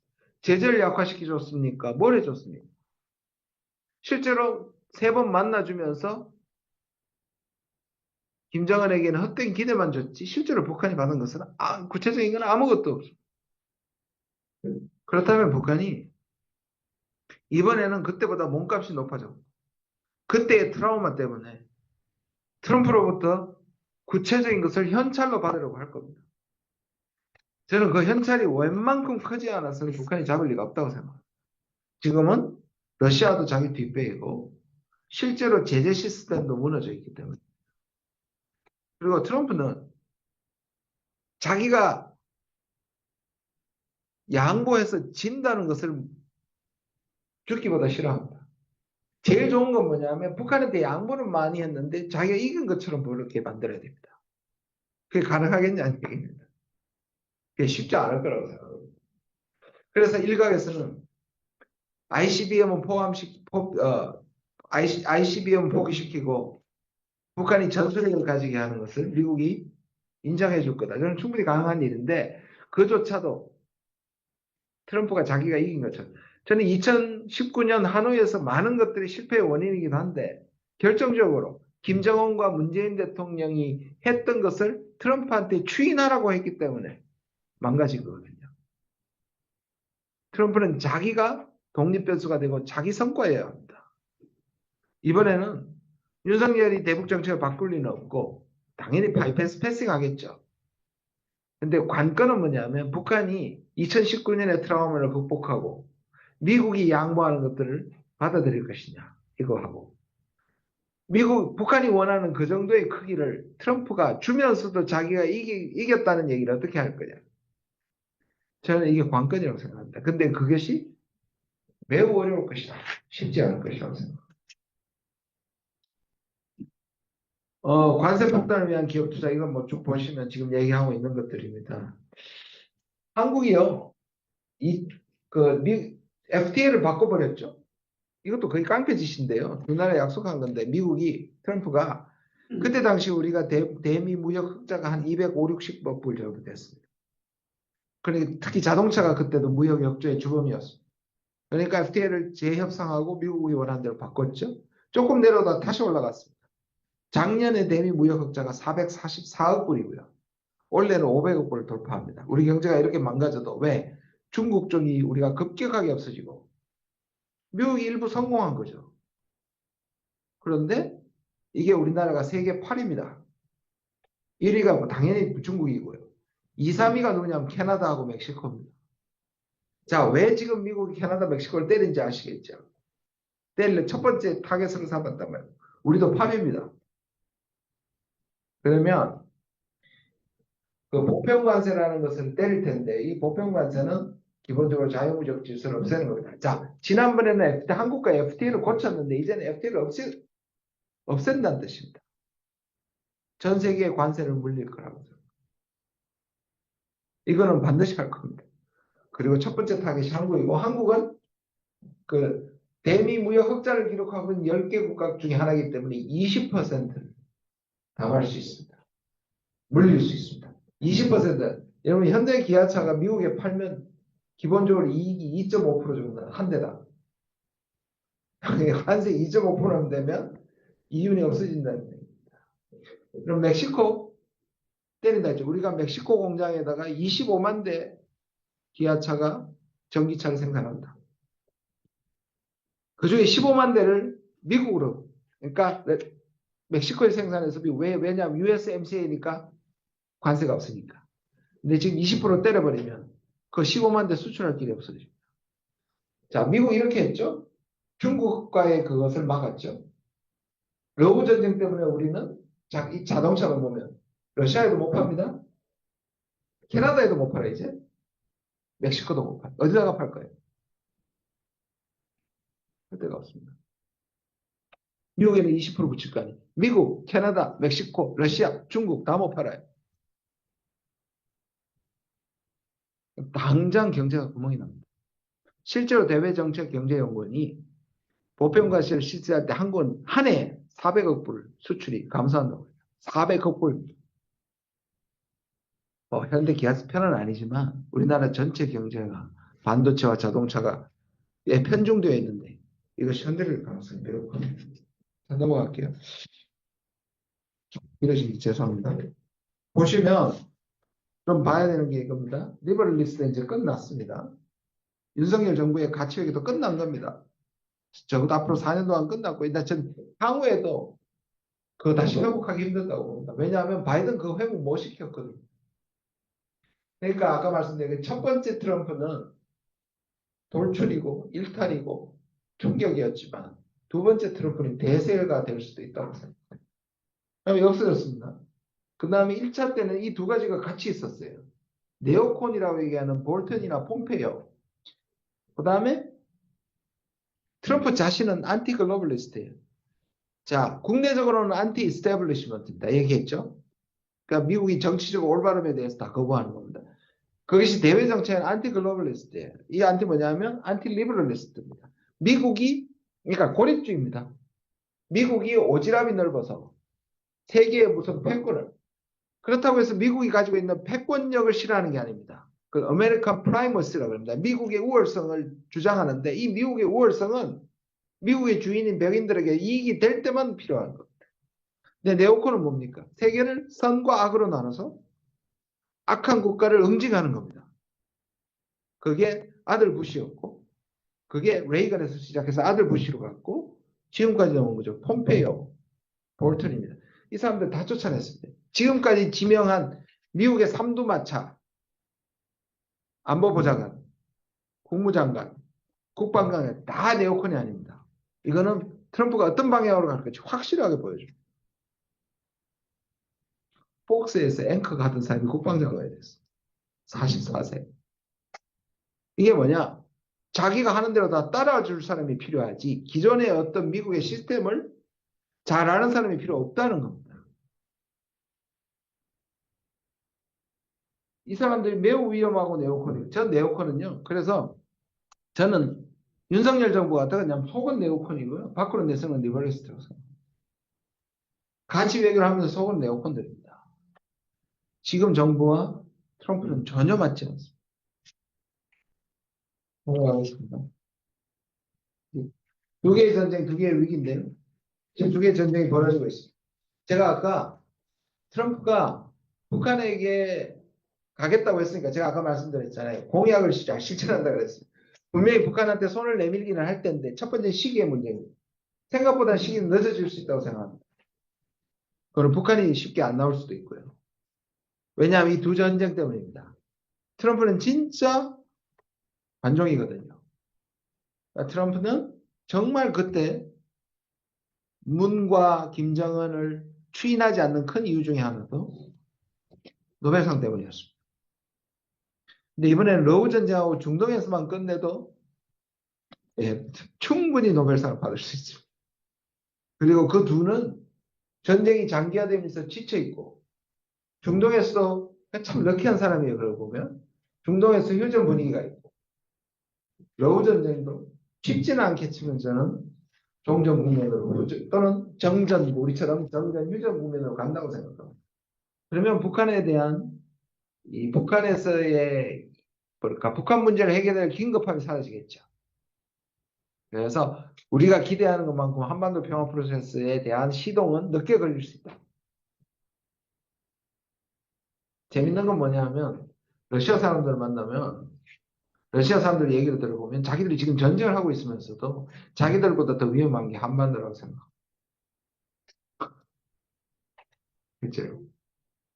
그러니까 저는 제가 반정을 제시할 수 없으니까 북한 군들이 지금 10,000명 이상이 러시아에 있다는 것을 제가 부인하고 증명해내지는 못합니다. 그러나 강력한 의심을 아직도 갖고 있습니다. 저는. 증거가 너무 없고요. 컨테이너 위성 사진 외에는 아직 나온 게 없고 대부분 99%가 우크라이나에서 나오는 선전전의 일부에 트럼프가 되고 나서 뉴스가 적게 나오죠. 이것도 이상합니다.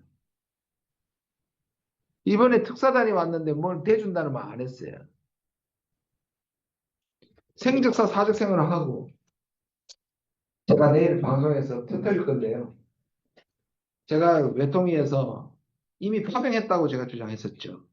왜냐하면 한국이 한 명이 지금도요 한 1,000명 정도가 나가 있습니다. 파병되어 있습니다. 우리나라 레바논에도 있고 그죠? 평화유진으로 가 있습니다. 우리가 그렇게 파견되는 것은 한미동맹이거나 관련이거나 또는 유엔 평화유지구조건에 관련이거나 또는 다국적군이 이 세 가지밖에 없습니다. 우크라이나에는 우리와 아무 관계가 아니고 거기는 입국이 제한되는 국가입니다. 입국 금지 국가입니다. 그럼 이런 국가에게 우리가 군인 한 명이라도 보내면요, 이거는 파병입니다. 그런데 국방부 훈련 가지고 얘기하고 처음에는 우크라이나 안 들어갔다고 김태우가 주장했다가 우리가 증거를 제시하니까 그 오후에 다시 번복을 했습니다. 우리 의원실에서 국방부에 다 전화를 해가지고 우크라이나에요. 8월까지 10월이었습니까? 박지영 10월까지였습니까? 8월까지였습니까? 10월까지요. 뒷부분. 그러니까 10월에 최근에 대표단 간 거 빼고도 74회나 우크라이나에 들어갔습니다. 비밀리에. 그 내역을 밝히고 있지 않습니다. 그러니까 이것도 거짓말입니다. 향후의 상황에 따라서 또는 북한군이 어떻게 하느냐에 따라서 우리가 우크라이나의 살상무기와 병력을 지원하겠다는 말 자체가 거짓말입니다. 이미 무수히 왔다 갔다. 그리고 어떤 사람이 왜 갔는지에 대해서 국민 세금을 쓴 공식 출장인데도 자료를 안 줍니다. 그 뒤에까지 간 것은 100회도 넘을 겁니다. 그리고 아주 고위급 장성까지 갔습니다. 저는 지금 머뭇거리는 것이 트럼프가 당선됐기 때문에 이제 주면 안 되겠다고 생각했기를 바랍니다. 지금이라도 안 주는 게 맞는데 이미 얼마나 말을 퍼뜨려 놨는지 유럽 의회는 한국이 빨리 무기 지원하라고 결의안을 낼 정도입니다. 제가 미국에서 만난 많은 사람들도 이미 기정사실화 하고 있었습니다. 몬트리올스에 있던 나토 회원국들의 업적으로 참여해서 관찰했을 때도 한국은 이미 우크라이나에 모든 것을 보내기로 약속한 걸로 국제사회에 인식이 되어 있습니다. 그 짓을 해놓고 지금 저러고 있는 겁니다. 사도광산은 마지막 순간에 참여 안 한 게 그것만 떼어내먹으면 제가 잘했다 그랬습니다. 그럼 갔으면 더 큰일이었다고 생각합니다. 근데 지금 똑같습니다. 한국에 가면 안 되죠. 지원하면 안 되는데 지금이라도 안 되는데 오히려 국제적 신인도는 다 떨어져 있습니다. 그래도 안 보내야지만 저는 또 이 와중에도 보낼까봐 아슬아슬합니다. 자, 마지막 슬라이드입니다. 다음. 트럼프의 당선을 기대해온 두 가지 세력이 있죠. 제가 왼쪽 세력은 설명을 했고 하나는 핵무장 세력입니다. 이것도 심각합니다. 저는 윤 대통령 포함해서 여권이나 여당, 이 정부나 여당에서 핵무장에 대한 꿈을 꾸는 사람이 굉장히 많습니다. 요새는 딱 포장을 해서 뭐라 그러냐면 안 된다면 적어도 핵무장 직전까지는 가야 한다. 우라늄을 확보하고. 그렇게 묘하게 얘기하는 사람들이 있습니다. 자, 이것도 오히려 한국이 패싱당하고 북미 사이에 북한에 대한 어떤 핵 보유를 사실상 인정하는 결과가 나오면 그것을 빌미로 한국이 핵무장으로 가겠다는 생각하는 사람들이 꽤 있는 것 같습니다. 불가능한 얘기는 아닙니다. 그런데 과연 트럼프가 이 자기 마음대로 할 수 없는 상대가 한국에 있고 북한에 있고 그다음 미국 내부에 핵무장 반대 세력이나 이것을 얼마나 이기고 이것을 강하게 할 수 있을까? 그게 하나가 큰 장애물이고요. 두 번째는 한국이 핵무장으로 갔을 때 이것을 가능성의 수준에서 국제사회에서 미국이 아무리 트럼프가 허용한다고 하더라도 그러면 NPT 체제가 다 무너지든지 아니면 지금 핵이 완전히 급속도로 전 세계 핵국가로 가는 국가들이 그냥 쏟아져 나오겠죠. 그야말로 케이오스입니다. 그래서 둘 다 장애물은 많다고 생각을 합니다. 그냥 이 정도 설명을 하고요. 한 10분 정도 제가 어떤 얘기를 낸 거를 너무 긴가요? 아무래도 좀 괜찮나요? 이번에 여야 의원 9명이 미국 갔습니다. 원래 저는 처음 뺐어요. 신문 보고 알았어요. 뭐 초당적으로 간다 그래서 국민의힘 4명하고 민주당 4명 간다는 거예요. 제가 너무 속이 상하는 거예요. 그래서 제가 민주당 간사한테 전화를 해서 아니 지금 외통위에 유일하게 비교수단체 나하고 그래도 내가 평생을 미국 전문가를 하는데 나를 어떻게 뺄 수 있냐. 그 말이 상당히 설득력이 있습니다. 근데 문제는 돈이 없었어요.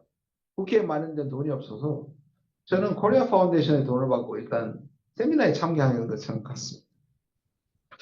근데 제가 거기 가서 좀 무력감을 느꼈어요. 왜냐? 자 보십시오. 트럼프가 지명한 사람들 지금 아무도 안 만나요. 자기 지명에 뭔 유를 끼치기 때문에 절대 안 만나요. 그렇다 하급 관리에 만나기 아직 하급 관리들은 아직 지명이 안 됐어요. 진용이 안 갖춰졌어요. 그럼 우리가 만날 수 있는 사람들은 다 지금 바이든 정부 사람이거나 아니면 영양가 없는 한국 전문가들이에요. 제가 아까 그랬잖아요. 유령 같은 워싱턴 DC에 남아있는 바이든의 잔당들 또는 자유주의 국제신뢰 신봉자들의 잔당들을 만나야 되는 거예요. 그나마 영향가가 있다고 얘기하면 공화당 의원들이겠죠. 당선된 차후에 트럼프 당이겠죠. 그죠? 레드 스테이트 당대인데 만났습니다. 물론. 근데 그들조차도 이스태블리시먼트를 본단 말이에요. 아까 말했잖아요. 공화당 내부에서 트럼프는 특별하게 그 사람들하고요. 그래서 가서 듣는 얘기는 한국한테 트럼프가 요구하겠지만 한국이 중요하다. 다 립서비스예요. 한국이 이겨낼 거다. 한국이 가지고 있는 잠재력이나 뭐는 걸 한미 동맹의 역사를 생각하면 이건 충분히 견딜 수 있는 파장이다. 압력이다. 그걸 또 똑같이 우리 의원들은 저만 빼고 저는 그냥 가만히 있었어요. 다들 잘 될 거다.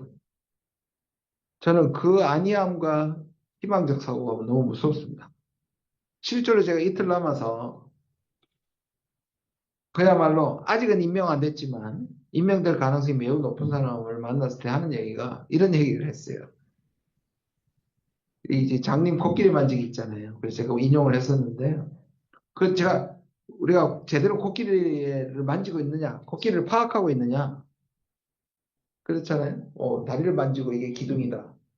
그죠? 뭐 꼬리를 만지고 이게 노끈이다. 그러니까 그 사람이 하는 얘기가 지금 당신들이 만나는 사람들은 코끼리도 아니라고 그랬어요. 코끼리 어느 부분을 만지는 것도 아니라고 얘기하는 거예요. 그 얘기가 저한테는 약간 이렇게 충격처럼 들렸습니다. 그렇다고 해서 이게 뭐 그래도 갔어야 하는 건 맞는데 지금 워싱턴에 남아있는 어떤 사람도 미국을 대변하지 않는다는 거예요. 근데 이거는 우리가 진보 정부 때도 마찬가지였어요. 소위 말하는 이 빅터 차를 대표하는 CSIS예요. 이번에도 갔거든요. 이 빅터 차는 부시 때, 아들 부시 때 백악관에 있었습니다. 아시아 담당 선임 보좌관이었습니다. 그리고 한국에서 늘 노골적으로 하면 이렇게 됩니다. 한국의 보수 정부가 오면 마치 자기가 부시나 이런 정부를 사람들 다 움직이는 것처럼 자기 위세를 키워가지고 자기를 것들 챙기는 사람이었고 문재인 정부가 등장하면 한미동맹 큰일 났다고 이 담론을 끌어 만들어가지고 뒤흔들어가지고 그러면 조선일보가 빅터차를 인용합니다. 큰일 났다. 그러면 또 그걸 잡아가지고 빅터차는 조선일보가 한미동맹 큰일 났다고 얘기합니다. 둘이가 키웁니다. 이렇게. 그래서 한국 진보정부를 흔듭니다. 그런데 진보정부는 왜 그러면 거기 가느냐? 문재인 대통령도 처음에 가가지고 한국이 CSI였잖아요. 소위 말하는 코리안 커뮤니티라고 합니다. 한국 전문가. 그리고 한국을 저는 친한국계 인사, 친한국계, 그 다음에 교포 출신의 뭐 앤디 김. 이런 사람들이 한국에 대해서 한미동맹에 대해서 나쁜 얘기를 할 리가 있겠어요? 절대 없죠. 그러니까 가서 그걸 듣고 너무나 뻔한 얘기를 듣고 가서 우리는 안도하고 있는 겁니다. 앤디 킴 어마어마한 일을 해서 아시아계는 처음으로 상원의원이 됐어요. 그러나 앤디 킴이 바라보는 미래와 그의 정치적 미래와 한국의 목적이 같다고 보세요. 전 정반대라고 생각합니다. 그는 오히려 그 상원에 들어가기 위해서 내가 한국 사람들의 이익을 대변해서는 안 된다는 것이 철저했기 때문에 상원에 들어가는 겁니다. 무슨 말씀인지 아시겠죠? 한국인을 대변하는 것과 그의 정치적 입지는 정말 싫은 겁니다. 미국이 한국을 엄청 필요로 하는데 그가 한국을 끌어내는 사람이 아니라면 우리가 미국한테 그런 상대는 아니잖아요. 그러면 그의 정치적 비전과 이익과 입지는 한국을 대변하는 건 정반대쪽 얘기겠죠. 근데 우리는 그냥 희망적 사고로 그 한국인이니 그리고 이번에 만났잖아요. 다 좋은 얘기 합니다. 그러나 아까 말한 저 우리는 그는 코끼리도 아닌 겁니다. 특히 민주당이 그렇게 보셔야 되고요. 그리고 트럼프의 아메리카 퍼스트는 입체적으로 보셔야 됩니다. 여기는 세 가지 퍼스트가 있습니다. 첫 번째는 아메리칸 퍼스트죠. 우리가 하는. 미국이 전세의 기본이 되는 것이고 미국 위주의. 그래서 그것은 철저한 것은 거래주의입니다. 그러나 그 거래주의는 일방적 거래주의입니다. 공평한 거래가 아닙니다. 미국이 말하는 공정한, 미국이 지금의 질서가 공정하지 않다고 얘기합니다. 중국은 반칙행위라 해서 공정하지 않은 거고요. 근데 동맹국도 공정하지 않은 겁니다. 미국한테 안보만 맡기고 지들은 돈을 벌고 미국의 군사력을 이용하면서 미국의 시장까지 헤쳐먹는 놈들입니다. 그것은 미국 방식으로 바꿔야 공정한 겁니다. 그러니까 미국한테는 공정하지 우리한테는 지극히 불공정해지는 겁니다. 두 번째, 화이트 퍼슨. 이것은 거의 히틀러식의 인종주의입니다. 매우 인종주의. 세 번째는 트럼프 퍼스트입니다. 이 말이 뭐냐면 철저하게 미국의 민주주의가 망가진 1인이 지배하는 1인의 심기에 따라 1인의 역사관에 따라 1인의 기분에 따라 전세가 바꿔지는 민주주의의 반민주적인 겁니다. 그래서 America First는 제일 처음 America First, 그 다음에 White First, 그리고 Trump First.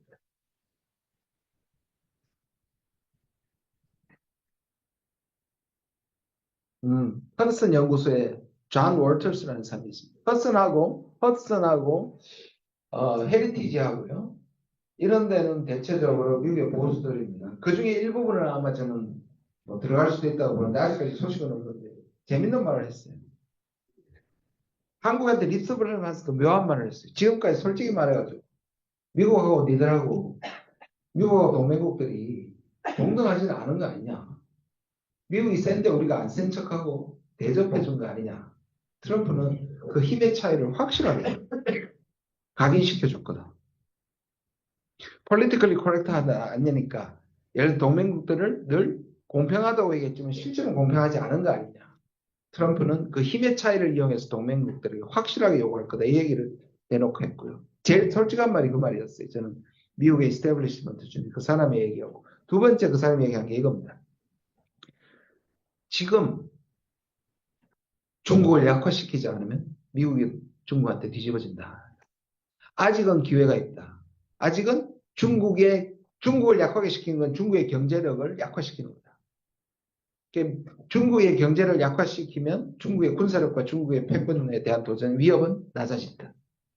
트럼프는 그걸 할 것이다. 이렇게 얘기했어요. 그리고 이 얘기를 제가 아까는 익명의 그 사람이 이렇게 얘기했습니다. 한국은 현상 유지가 얼마나 어려워졌다는 것을 깨달아야 된다. 한국이 좋아지는 게 아니고요. 한국의 지금 현상 유지가 얼마나 어렵다는 걸 한국은 잘 알고 있지 못하는 것 같다. 한미 관계든 지금은 우리의 경제력이든 우리의 어떤 것들이 한국에 지금도 유지하기가 어렵다는 걸 한국은 너무 안이하게 생각하는 것 같다고. 저는 전적으로 그렇게 지금 저는 생각하고 있고요. 근본적으로 그래도 이게 좋아지려면 두 가지 우리가 이걸 견디려면 트럼프는 용두삼입니다. 제가 판단하기에. 처음에는 때린다고 그랬죠. 뒤에는 자기가 이 정도면 됐다고 자기가 판단합니다. 그리고 뒤에는 타협합니다.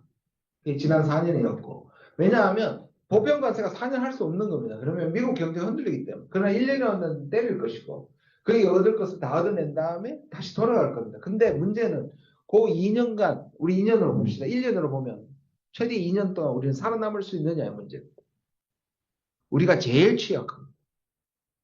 그러면 언뜻 드는 저의 대안은 뭐냐면 유럽이나 캐나다나 멕시코 이런 국가들하고 같이 움직여야 되는 거예요.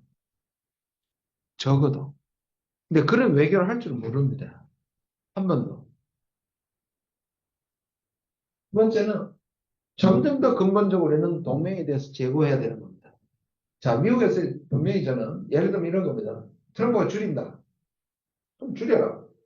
왜냐하면 28,000명 필요 없거든요. 그냥 우리가 아니라 보통에도 28,000명 매우 기형적인 구조. 지금 시대에 주한미군의 주력군은 육군입니다. 일본은 해공군이죠. 그렇잖아요. 보시면 알잖아요. 다 주둔하고 있잖아요. 사실상 전쟁 나면 아무것도 없는 겁니다. 그럼 이렇게 얘기할 수 있어야 됩니다. 오케이. 부담금 많이 들어? 그럼 줄이자. 이참에 우리도 해공군을 바꾸자. 한 10,000명 정도만 유지하자. 이렇게 얘기할 수 있어야 됩니다. 아까 말한 연대나 이런 게 불가능한 정부입니다. 저는 글쎄요. 진보 정부가 있어도 저는 잘 모르겠습니다. 제가 1기 트럼프 정부 때 상상했던 날개가 있었습니다. 기분 좋게. 트럼프가 한 4년 지나가면 한국 사람들이 미국에 대한 신화가 깨지겠다. 미국의 민낯을 보니까. 그렇게 신주단지 모시던 한미동맹이 얼마나 우리한테 오히려 신화가 깨지는 계기가 될 수도 있다고 저는 생각했는데 우리나라 사람들의 미국에 대한 충성심은 제 상상을 뛰어넘었어요. 결론이 뭐냐? 트럼프는 결코 미국이 아니라고 생각합니다. 일탈이라고 생각했단 말이에요. 그러면 2기 때 마주하는 트럼프는 저는 이 신화가 혹시 깨어질 수도 있다. 그리고 윤석열 정부가 물러나면서 등장하는 제대로 된 진보 정부는 한미동맹을 근본적으로 재조정할 수 있는 기회를 맞을 수 있다. 이것도 희망사항이긴 합니다. 한미동맹이 우리를 절단낸다면 지금의 트럼프가 가진 한미동맹이 우리를 절단낼 정도로 민낯을 보인다면 그 안에서 우리가 한미동맹을 근본적으로 왜냐하면 한반도 평화는 한미동맹의 강화와는 반대잖아요. 같이 갈 수 없는데 우리나라는 그 딜레마 속에 끊임없이 자 한미동맹이 시큐리티를 우리들의 안보를 보호해준다는 건 어느 정도 합리적으로 가능한 시나리오인데 한미동맹은 전쟁의 산물이고 전쟁을 품고 있는 동맹이 어떻게 한반도 평화와 연결되겠습니까? 그런 근본적인 질문을 던질 수도 있는데 문제는 그 전에 우리가 다 망가질까 걱정이긴 합니다. 네, 여기까지 하겠습니다. 고맙습니다.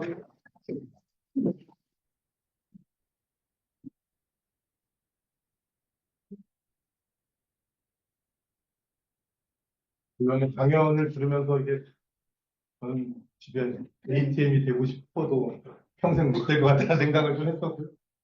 근데 어쨌건 굉장히 포괄이 많은 말씀 해주셨는데 계속 제 귀에 꽂혔던 건 아니한 희망적 사고였습니다. 계속 거기에 대한 경계심 말씀해 주셨고 그러면서 또 중간에 이제 되게 우울한 말씀만 죄송하다고 하셨지만 이제 말씀하신 정말 냉정한 현실 인식이 있어야 된다고 생각을 하고요. 그 부분에 관해서 정말 길지도 않아. 이렇게 됐나요? 근데 되게 많은 말씀을 또 정말 열정적으로 해주신 의원님께 다시 한번 큰 박수 부탁드립니다. 그러면 원래는 이제 저희가 길게 하잖아요. 근데 아까 시작하기 직전에 의원님 김밥 드시면서 되게 피곤하신 모습을 봐가지고 아닙니다. 다 너무 괜찮습니다. 네, 질문도 많이 받아서 아까 한 10분 전까지는 줌에서는 질문이 하나도 안 들어왔었죠. 네. 그러면 줌 안 받습니다. 안 받을 거고요. 현장에 계신 분들의 질문으로 해서 먼저 뒤에 분이 먼저 손 드셔가지고요. 어떻게 이거 마이크를 아니 이거면 우리는 괜찮은데 방송 때문에 예. 제가 모르겠네. 어려운 말씀 좀 드릴 것 같은데요. 민주노총의 홍준위원장입니다. 제가 좀 될 것 같은데요. 지난 11월 15일 날 트럼프가 당선된 지 일주일 정도 만에 현재 아까 말씀하셨던 멕시코 공장에 있는 이제 저는 이제 소속 기자차입니다. 그날 현대자동차 그룹이 인사를 단행을 하면서 성김을 전략적인 대표이사로 지금 했습니다. 네, 그럼 아실 테니까 왜 그렇게 했는지는 아실 거라고 그러는데 그러면 과연 그 전략이 통할 수 있을 것인가? 물론 성김이 이전에 뭐 오바마를 거치고 트럼프를 거치고 지금의 바이든을 거치면서까지 모집을 했는데 결정적으로 공급으로 나온 상황에서 과연 가능할 것인가의 부분이요. 또 하나는 지금 아까 말씀하셨듯이 유럽과 미국을 관통하고 있는 동일한 정책 중에 하나가 이민자에 대한 정책이거든요. 그래서 과연 그러면 이것이 한국에는 이후에 만약 정치판에서 영향이 있지 않을까라는 사실은 좀 고민이 있습니다. 그리고 민주노총 내에서도 사실은 외국인 노동자 아니면 이주 노동자 또한 외국인 인력 이렇게 세 가지 용어로 불리는 착시한 사항이 굉장히 많이 벌어지고 있는 부분이 있고 또 하나는 의원님이 생각하시기에 과연 그러면 저희가 현재 상황에서 중국과도 거래 못하고 캐나다도 거래도 못하고 러시아와도 정말 거래 못합니다. 중남미도 마찬가지고요. 그럼 이 상황에서 과연 우리가 깨쳐나갈 수 있는 하나의 방향인 중국과 러시아와의 통상 정책은 어때야 하는지 한번 좀 말씀을 해주시면 좀 고맙겠습니다. 이번에 수준이 너무 높아서 제가 대답할 수 있을지 먼저 최선을 다해 보겠습니다. 저 성킴을 하는 게 현대자동차의 급한, 그래서 우리가 마치 한국 전문가들이 빅터처 만나는 거랑 비슷하다고 생각한다. 없는 것보다는 낫겠죠. 그러나 과연 성킴이 트럼프의 거센 압력을 막아낼 수 있을까 저는 좀 잘 모르겠습니다. 그 부분에 대해서 유효성에 대해서는 뭘 모르겠습니다. 성킴이 또 내부에 자기 나름의 네트워크가 있을지는 모르겠지만 일단 그렇잖아요. 저 누굽니까? 지난번에 알렉스 왕을 쿠팡이 불러들인 거나 전 주미대 주 한국 미국 대사 누구죠? 갑자기 생각나는데 여기 그 칼 맞았던 분 그분도 예 리포트가 지금 또 관련이 돼 있잖아요. 그것도 현대자동차 아닌가요? 기아인가요? 삼성인가요? 리포트가 지금 어디 부사장이잖아요. 그러니까 이런 것들이 우리가 갖고 있는 인맥의 최대치로 미국을 막기 위한 방패막이로 세운 것 같은데 저는 그 부분에 대해서 잘 모르겠고요. 그런 문제 효과에 대해서 저는 확신할 수 없을 것 같고 저는 이 반미민은 그냥 미국이 전 세계에 추인하는 거라고 생각합니다. 그동안에 막아냈던 미국의 politically correct하고 그래도 불법인이 이미 있어도 불러들였고 일단 불법인을 쫓아내지 않고 이런 것들이 아마 세계적 분위기로 촉발시키고 이게 노움이 되는, 그러니까 반이민을 하나의 이제 허가된 노움이 되게 만들 정도로 임팩트가 있다고 생각합니다. 그렇게 되면 이제는 아무 거리낌 없이 쫓아내게 될 것이고 그것이 이제 본물이 터질 거다. 그러면 우리나라도 당연히 거기에 편성하게 될 거라고 저는 생각합니다. 그러면 우리는 실제로 우리나라의 지금 구조가 그들의 도움 없이 우리의 산업 구조가 전혀 버티지 못하는 상태에서 이것도 사실 우리에게 주어지는 우리 경제에 대한 엄청난 압력의 어려움이 하나가 될 거라고 생각하고요. 결국 중국하고 손잡아야죠, 저는. 근데 이 정부가 잡겠다는 거예요. 그러니까 이게 지금 힘든 거예요. 러시아도요, 예를 들면 현대자동차가 1만 루블에 팔아먹고 나왔는데 2년 안에 바이백 할 수 있잖아요. 그러니까 2년 안에 전쟁이 끝나면 1만 루블 주고 다시 사올 수 있습니다. 예를 들자면. 그러면 지금 시절에 절대로 하면 안 되는 게 살상 무기 보내는 거나 파병이죠. 그건 절대로 하면 안 되는 겁니다. 그런 것들이 우리가 가지고 있는 최소한의, 근데 일본은 벌써요. 중국하고 지금 이시바, 물론 이시바가 일본 극우들의 압력에 계속 생존할 수 있느냐의 문제가 달려 있지만 일본은 지금 미국과는 다르게 한국과는 다르게 자율적인 부분으로 가고 있고 이시바는 중국하고도 얘기하고 러시아하고도 극동 개발에서 아직도 참여하고 있거든요. 그런 거 보면 하여튼 우리가 지금 닥치는 것은 가장 중요한 게 주변국가 특히 중국과 러시아에서, 그리고 아까 말씀드린 EU도 미국의 공격을 받으면 중국, 지금 보면요 독일이 흔들리잖아요. 독일 경제가 지금 흔들리고 있습니다. 특히 그렇게 잘 나가던 복스와겐이 지금 완전히 부도나기 직전입니다. 그게 왜냐하면 중국이 제일 먼저 진출해서 제일 재미를 봤는데 중국 때문에 지금 망하게 생겼습니다. 그러면 이런 국가들과 연대를 해야 되거든요.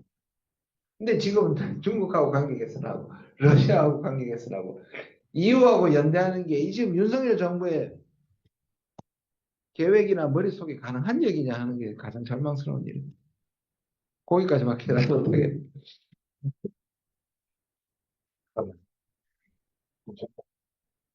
질문을 받았는데 그간 윤석열 정부 외교를 보면 의원님이 말씀한 2년간 살아남기 어려울 것 같은데 가능할까요?에 대한 답을 예, 이미 했다고 생각. 내 입으로 아이고 우리 망할 겁니다. 이렇게 할 수는 없잖아요. 네, 그럼 아니, 살아남아야죠.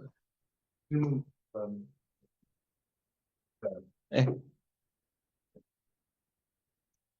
트럼프 제2기 행정부하고 우리와의 관계에서 비관적인 생각을 하고 계신다고 그랬는데, 거기서 한 걸음 좀 더 나가서 질문을 한다면은 우선, 공약을 달성하는 이유도 높다고 그랬는데, 달성에는 실천율이요. 실천해서 실패할 수도 있죠. 예. 그러면 김정은이하고 만나겠다, 좋게 지낸다 하는 것도 그렇게 늦어지지 않을 것이 아닌가. 아, 예, 예. 그래서 근데 결과는 지금 더 비관적으로 생각을 한다면은 과거 처음 만났을 때 싱가포르에 불러가지고 보여준 게 이 세습 독재에서 이렇게 잘 사는 나라를 만들 수 있었지 않냐. 그 다음에 그 다음에 하노이로 불러가지고 김정은이한테 보여준 것은 여봐라 저 베트남 파리협정 해가지고 이렇게 고이모이로 나가가지고 되지 않느냐 너도 가능하다. 그러니까 빨리 우리 잘 지내고 트럼프 타워도 평양에다가 세우고 그건 우리한테 가장 디자스트러스한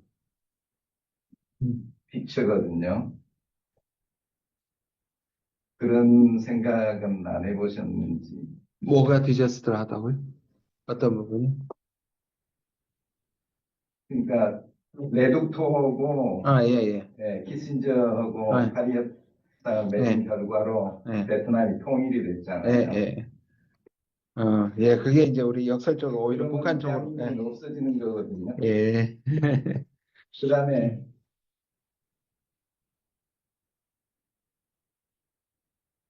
그 주한미군 마지막 말씀을 하셨는데 주한미군의 제 생각은 역할이 많이 바뀌어졌습니다.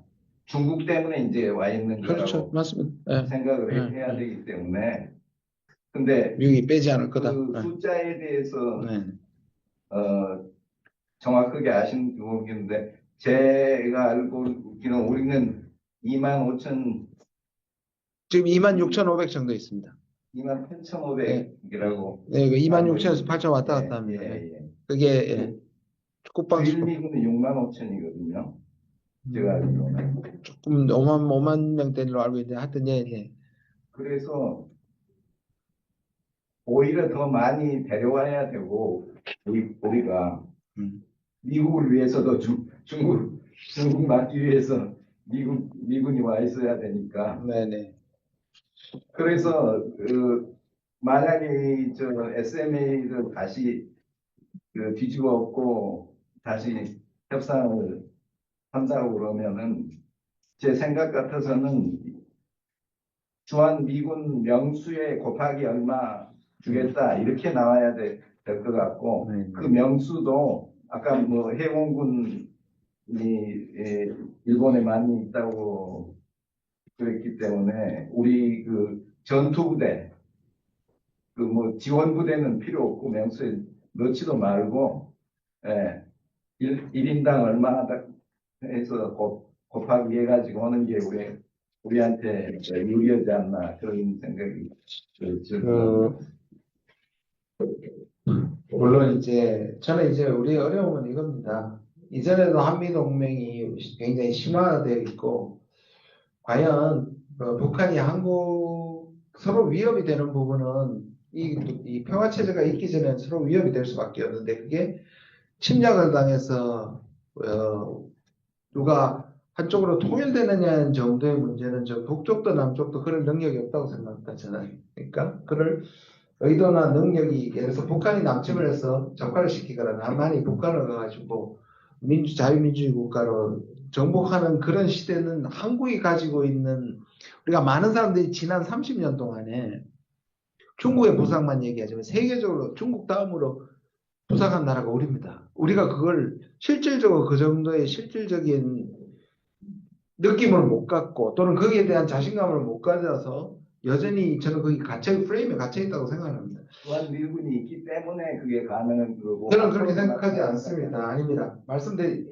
미군이 있기 때문에 안보적, 심리적 안보나 이런 거에 대해서 상승은 저는 인정할 수 있는데 주한 미군이 있기 때문에 북한이 안 내려왔다. 저는 그게 동의하지 않습니다. 북한이 아무리 핵을 가졌어도 지금은 다 죽을 정도지 북한이 우리를 압도해가지고 지금 뭐 하마스하고 전쟁을 해도 그게 끝나지 않지 않습니까? 지금의 전쟁은 그냥 파괴적인 것이고 북한이 핵을 가지고 있어도 남한을 정복할 정도의, 왜냐하면 박근혜 대통령 때 이미 우리가 가진 재래식 무기의 우월성이 북한이 가지고 있는 핵무장과 이 전장이 하도 좁아서 이 균형이, 전략 균형이 이루어진다고 사실 박근혜 때 그 진단을 했거든요. 박근혜 정부 때. 그렇게 보면, 글쎄요. 저는 여전히 뭐 선생님의 생각을 존중하지만, 그렇게 하면 영원히 우리는 미국으로부터 자율적인 우리를 지킬 수 없는, 그래서 미국에 끊임없이 해야 되고, 말씀하신 대로 미국이 요구하는 대로 줘야 돼요. 특히 트럼프는 우리가 뭐 이렇게 줘야 된다고 해서 미국이 그대로 받아들일 일은 없고요. 오히려 뭐 미국에 오히려 훨씬 더 종속적인 상황으로 갈 수밖에 없기 때문에 저는 이미 우리가 그런 능력을 아까 말씀드렸잖아요. 그러니까 전쟁을 100% 막을 수는 없고 위협을 0으로 만들 수는 없습니다. 통일될 때까지는. 그렇다면 그 위협이나 전쟁의 가능성이 떨어짐에도 불구하고 미군이 계속 존재해야 된다. 저는 지금은 필요하다고 저는 그 정도에는 동의하지만 향후에도 그렇게 되면 영원히 대한민국은 여기 있어야 된다는 결론이 나오거든요. 네. 예, 잘 들었습니다. 그러니까 이제 한 가지 좀 추가 설명을 듣고 싶어가지고, 네. 아까 이제 바이든 정부와 트럼프 정부를 비교하실 때, 바이든의 가치 그리고 이념 중심의 외교, 그리고 트럼프의 이익 중심의 외교, 사시면서 잠깐 말씀하셨던 것이, 그러니까 캠프 데이비드에서까지 왔었던 한미일 동맹, 그러니까 이제 바이든이 치고 있었던 한미일 동맹 이런 것들이 이제 다 끝났다는 이런 비슷한 말씀을 금방 하셔가지고 좀 추가 설명을 좀 해주셔야지만 좀 정확하게 좀 이해가 예, 될것 뭐 같아요. 이게 캠프 데이비드라는 이름은 확 사라질 겁니다. 최소 절대로 그걸 다시 쓰지는 않을 거고요. 그러나 한미일이 왜냐하면 이 뭔가 이념이나 진영이라는 것이 저는 그래서 트럼프에 있는 사람들은 한미일에 대해서 되게 같이 절하하더라고요. 뭐 저는 동의는 하지만 이를테면 이런 겁니다. 한미가 군사력 운용을 맞춰서 같이 운용하는 게 수십 년이 걸렸는데, 그럼 미일이 맞췄는데 한미를 맞춰서 한 군대처럼 그냥 같이 모여서 싸우거나, 우리가 미국에 가서 우리 사단은 우리가 따로 베트남하고 전쟁했잖아요. 그거는 언제든지 가능한데 미국이 꿈꾸는 건 하나처럼 움직이는 거거든요. 한미는 같이 움직여요. 똑같이. 한미 수준의 한미일이 되겠느냐, 그거는 바이든의 과욕이었다고 그런 얘기는 해요. 그걸 전체로 동의하지는 않지만 그런 방식의 통합적으로 미국의 자산을 투입해서 한미를 통합적인 목적으로 가져가지는 않을 거다. 그의 달성 여부를. 그러나 미국의 이익을 위해서 이런 한미일 구조는 가져갈 수 있겠죠. 수단화시켜서. 정확하게 얘기하면 이거를 뭔가 유기체적으로 미국이 원하는 궁극적 목적을 위해서 바이든이 노력했던 것처럼 하지는 않겠다는 것이 역설적으로 우리한테는 좀 한미일의 유사동맹의 실질동맹화를 가는 데 있어서는 좀 문제가 장애물이 생긴 거고, 그게 우리한테는 기회가 될 수도 있다고 말씀드리고. 좀 추가 질문을 네. 하면은 예를 들어서 캠프 데이비드가 있었고 그 다음에 트럼프가 있었고 그리고 올해 6월달에 한미 안보협력 프레임워크 시간이 왔고 이런 게 있었고 한미 푸대 매치와 같은 것이 여기서 진행이 됐고 그리고 아마도 그런 차원의 연장선상에서 얼마 유승을 전부 합참해서 이제 다영역 작전사령부, 다영역 작전부와 같이 꾸리고 있는 이런 일련의 상황이 하나의 흐름으로 이제 가고 있는 건데 이런 흐름에서 조금 더 그러면 변화가 생길 가능성이 있다라고 보시는 거예요. 그거를 이제 미국이 거기에 되지 않을 것이고, 이거는 한일의 안보를 위한 것이라고 볼 것이고, 미국이 중국을 견제하기 위한다는 목적이 더 큼에도 불구하고 트럼프는 그걸 부정할 것이고요. 그의 모든 소요 재원을 한국이나 일본이 다 되라고 할 겁니다. 그걸 그럼 받아들일 수 있느냐는 거지. 여기에 이 전략 자산의 전개부터 훈련비부터 이런 것들을, 심지어 여기에 뭐 나름대로 독도의 기지를 만든다든지 거제의 기지를 만든다든지 제주도의 기지를 만든 이러한 방식의 만약에 진행이 될 때, 소위 말하는 그 프레임워크가 진행이 됐을 때 그에 대한 소요 경비나 이런 것들을 한국과 일본이 다 된다면 하겠죠. 그런데 바이든은 그 정도를 밀고 나가면 한국이나 일본이 반대할 걸 알기 때문에 안 하거든요. 그게 미국의 목적인데 한국, 일본이 참여하게 하니까. 그런 부분에서 저는 속도가 조금 좀 루즈해질 것이다 라고는 생각합니다. 네. 혹시 질문하실 분 계신가요? 없으시면 지금 줌으로 질문이라도 좀 네네. 뭔가 마무리 질문 같은 게 딱 들어와서요. 그러니까 지금 말씀해 주셨듯이 지금 한국은 북중러랑 거의 회복하기 어려운 외교 상태인데 윤석열 정부 이를 회복할 실력, 인물, 기타 등등이 있을까? 요가 첫 번째인데 없을 거인 거고 없다니까요. 이어서 윤 정부가 어렵다면 국회를 다스려면 민주당을 비롯한 야당의 개입이 가능할까요?에 대해서 물어보셨습니다. 이거 뭐 방법보다 결의를 밝혀달라 뭐 이런 것 같은데.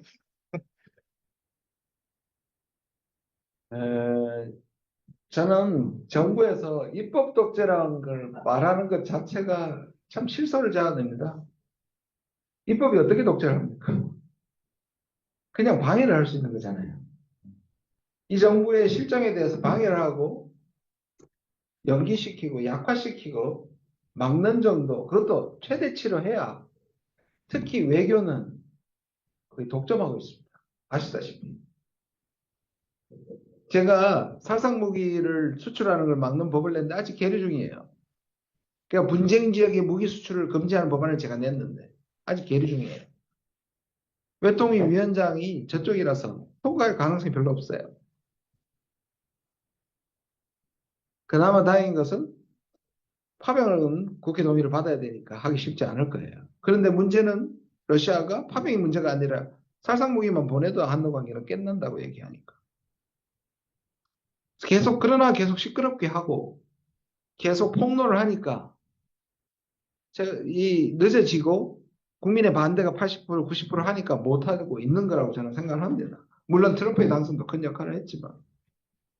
그런데 뭘 주도를 해서 결국은 이 정부를 끌어내리고 바꾸지 않으면 외교에서 계속 이를 실정을 비롯해서 회복할 수 없는 지경으로 가는 것조차. 그래서 저는 명태균도 문제지만 이 외교 사안이 훨씬 더 심각합니다. 그 정도.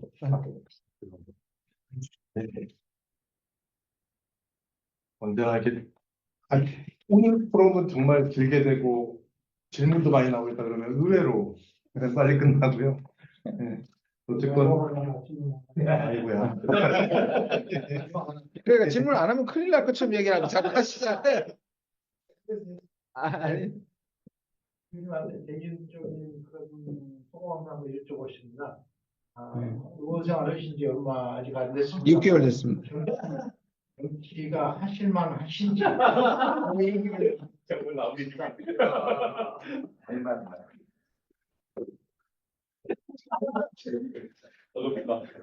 좀 개인적으로 수입도 많이 줄고 와 3D 잡으러 그냥 쉬는 날이 거의 없고요.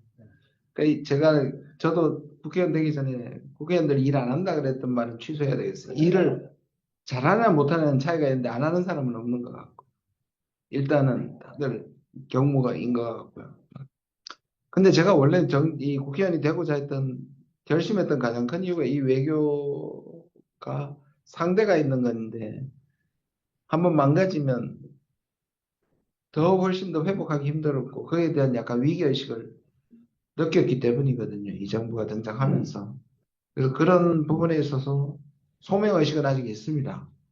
그리고 빨리 끌어내야 하고 그 다음에 어떤 부분은 내려올 때까지 망가지지 않게 만드는 뭐 박노해 시인 예를 자주 인용하는데요. 민주주의는 시끄러워야 한다는 거예요. 가장 시끄럽게 그래도 지금 폭주를 막고 있는 것이 국회라고 생각한다면 아직까지는 소명의식이나 보람은 있는데 조금 힘듭니다. 네, 마치도록 하겠습니다. 그러면 뭐 긴 말씀 안 드리고요. 앞으로도 계속 그동안 해오셨던 것처럼 열심히 싸워주십사는 바람을 담아서 그렇게 하겠습니다. 큰 박수로 오늘 프로를 마치도록 하겠습니다.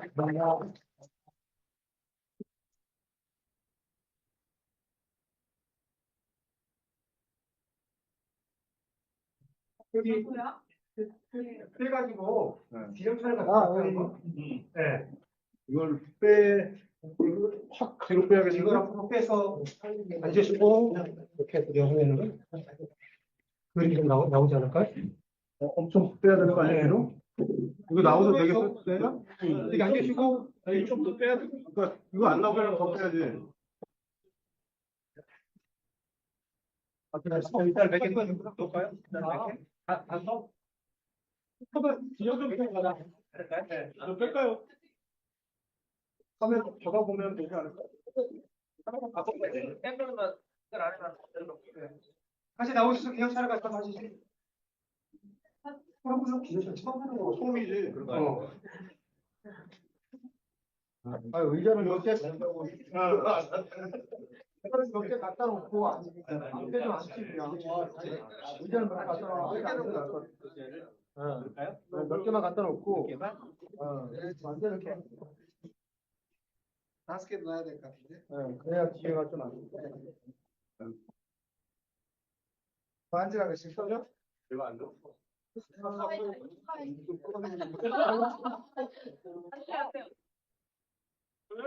아유, 다행이다. 도현님이 앉으시면 뒤에 얘가 차이가 나서 나는 뒤에 센터 번도. 네, 지금 여기에 그 내용 다 나오고 그쪽에도 또 오셔도 된다. 네, 다 나옵니다. 네, 좋습니다. 네, 강호재 박사님 얼굴이 네, 됩니다. 대충 마음에 안 들면 빼요. 네, 뭐라고? 마음에 안 드는 사람 빼. 네, 그러면은 결에 하나 하면서 읽겠습니다. 결에. 네, 고생하셨습니다.